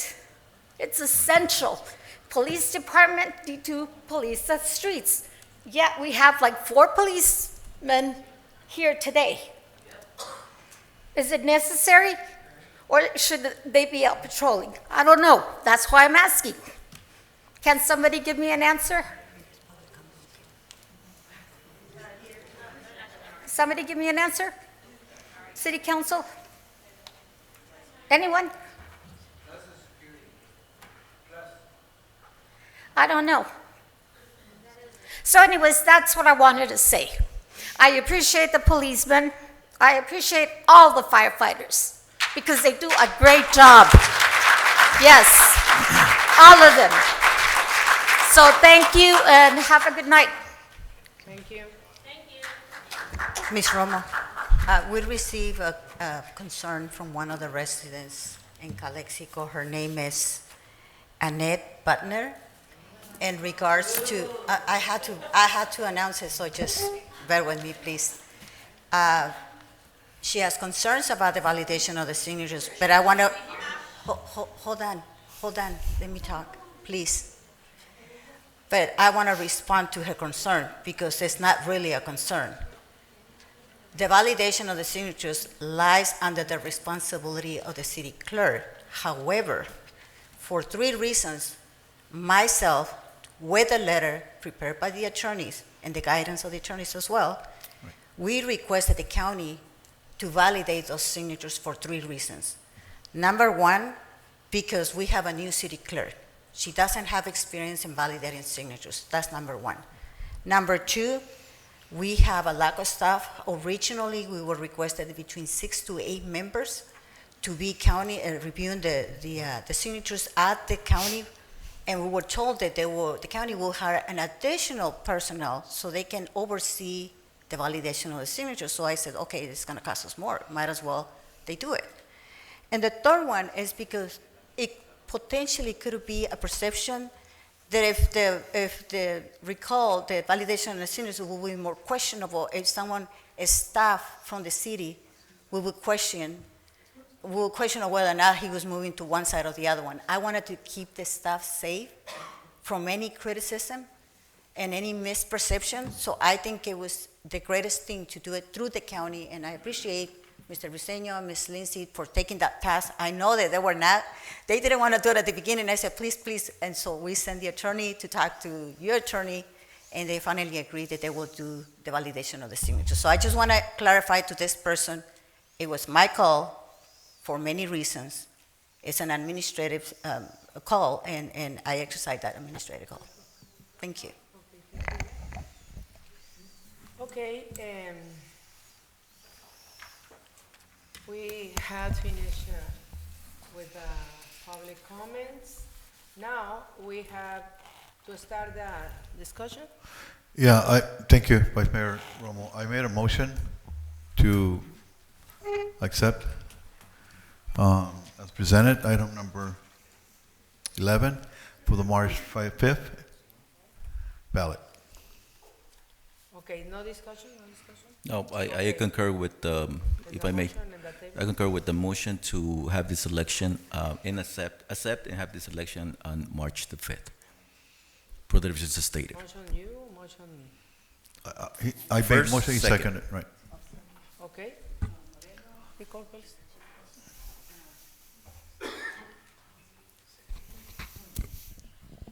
Mayor Pro Tem Gloria Romo, No.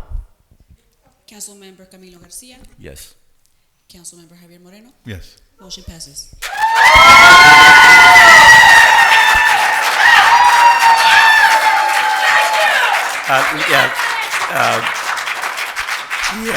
Since,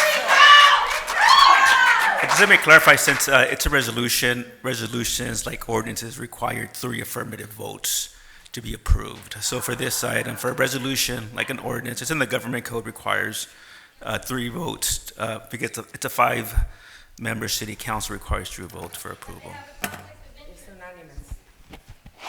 Okay, the motion did not pass, and So again, hold on. So what is the next step? Clarification, what is the next step? What happens? If there's not a substitute, another motion. Because the county certifies it now.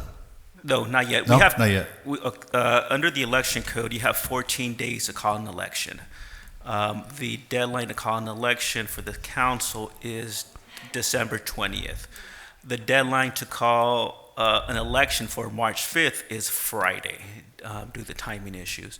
But since, so unless we have a motion that's approved by the 3 for another date, we will just continue this item, bring it back on December 30th. Okay. yo acepto los resultados, no estoy de acuerdo en esta elección de March. Okay, so- Okay.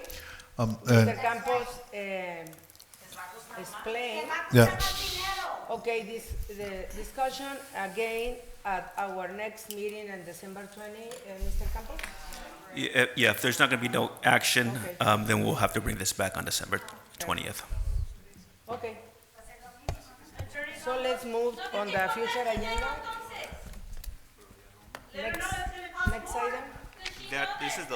This is the last item on the agenda for this evening. So let's move on the future agenda, Moreno and Garcia. Is that gonna cost more? No? Because this is gonna be delayed. So, no, well, I want to make sure that, again, Ms. Romo, if you will reconsider, well, excuse me, if you will reconsider, you know, because, again, this is a democratic process. It went through everything that it needed to go through. We all have our reasons, you know, why we voted this way. But we all know that, you know, this will cost the city more money. Regardless, you know, whether we want it or not, this will go through. The only difference is that, you know, from consolidating for March 5th, that potentially could be a fraction of the cost, now we're gonna have to pay more. So that will be on someone's conscience, you know, and in someone's, you know, Okay. you know, for someone. Mr. Garcia, but we have anyway, Ms. Dale here. Let her explain to us what, maybe the public will understand a little bit more what's going to happen. Good evening. Lindsay Dale, Registrar of Voters. So just to be clear, if a motion is not passed this evening and a resolution is not provided to my office by 5 p.m. on Friday, December 8th, it cannot consolidate with the March 5th election. As I have explained to Ms. Colio many times, that is an opportunity to save the city some money because you can consolidate Right. at a fraction of the cost, as you said. If this election is to be held as a special election, all costs would be borne by the city of Calexico, which is significant. It is Yeah. significant. I'm just putting that out there for you to consider that. And I'm here also to ask any questions. Okay. I have Just asked really quick, the people staff report opinion. does have that, there's a paragraph discussing on the staff report. Okay. Okay, I have asked people opinions, other people, and I believe the citizens deserve a special election so that they can reason their vote well, okay? Quiere decir que he consultado con mucha gente, yo consulto con mucha gente. La elección se va a hacer, pero quieren razonar el voto, ¿ok?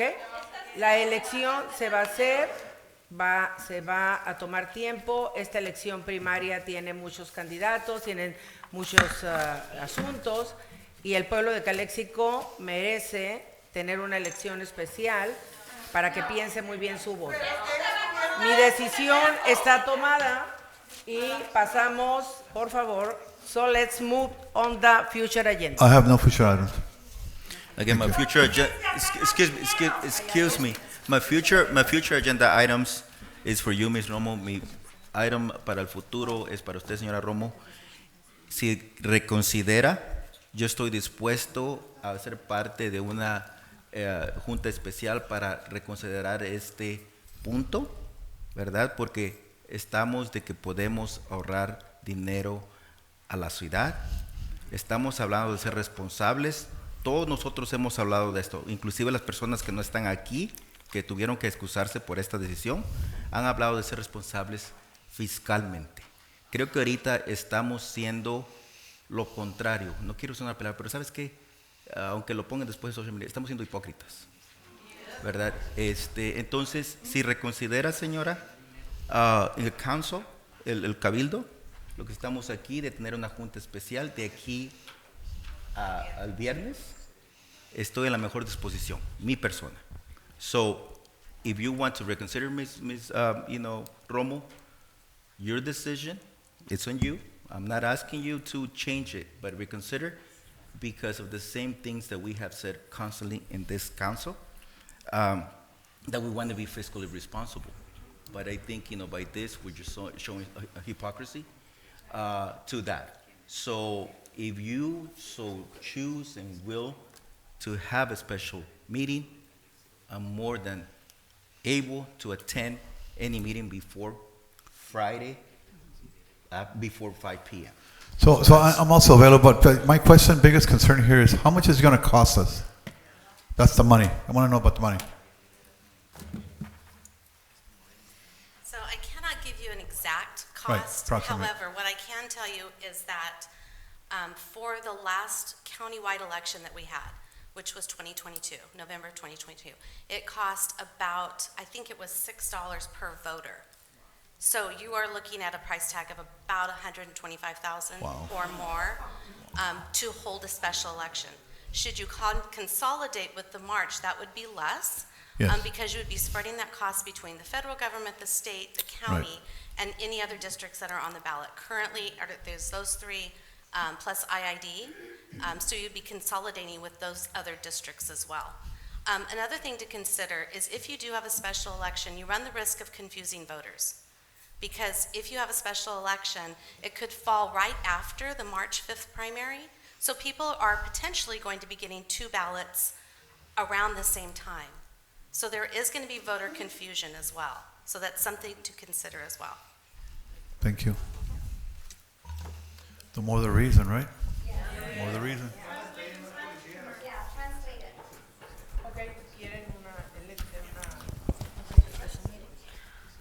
I make a motion to have a special meeting to reconsider this.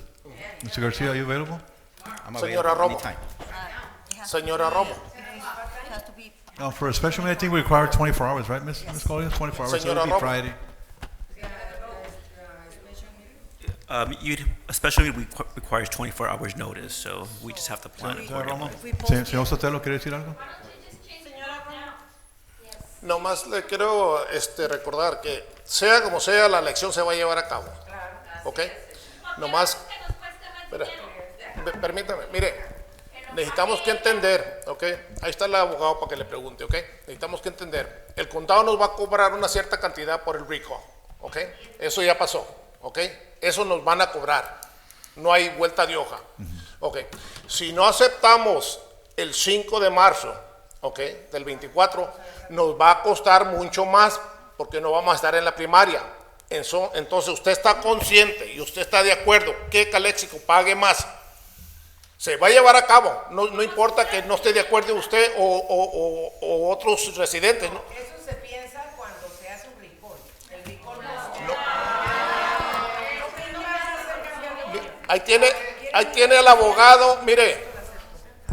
Well, I made a thank you. Wait, hold on. I made a motion and I know somebody second, so let's vote. We can try. Es consciente que quiere que pague más Calexico. No, pero digo, mi pregunta es que si es consciente. Es consciente, contésteme. Oh. Okay, I made a motion for a special meeting. It'd be Friday. Right, I made a motion.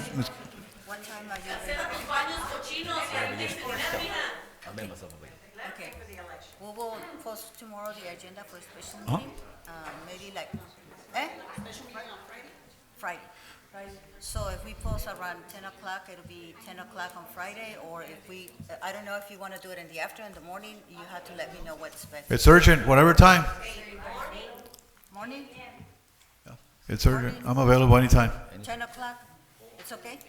But the other two are gonna vote with her. No, they're not. 4 hours wasted, Romo, 4 hours wasted with you. 4 hours, and you have to do $1,000. We're gonna have to have somebody here. ¿Quieres gastar $1,000? Figure it out. We'll have to have somebody else make it.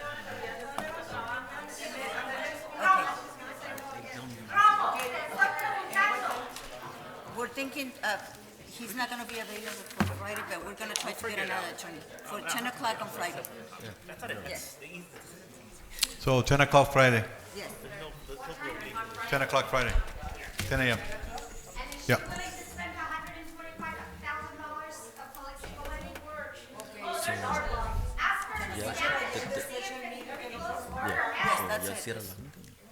Okay, I need a motion to adjourn. I'll second that. Okay, all those in favor? Aye. Aye.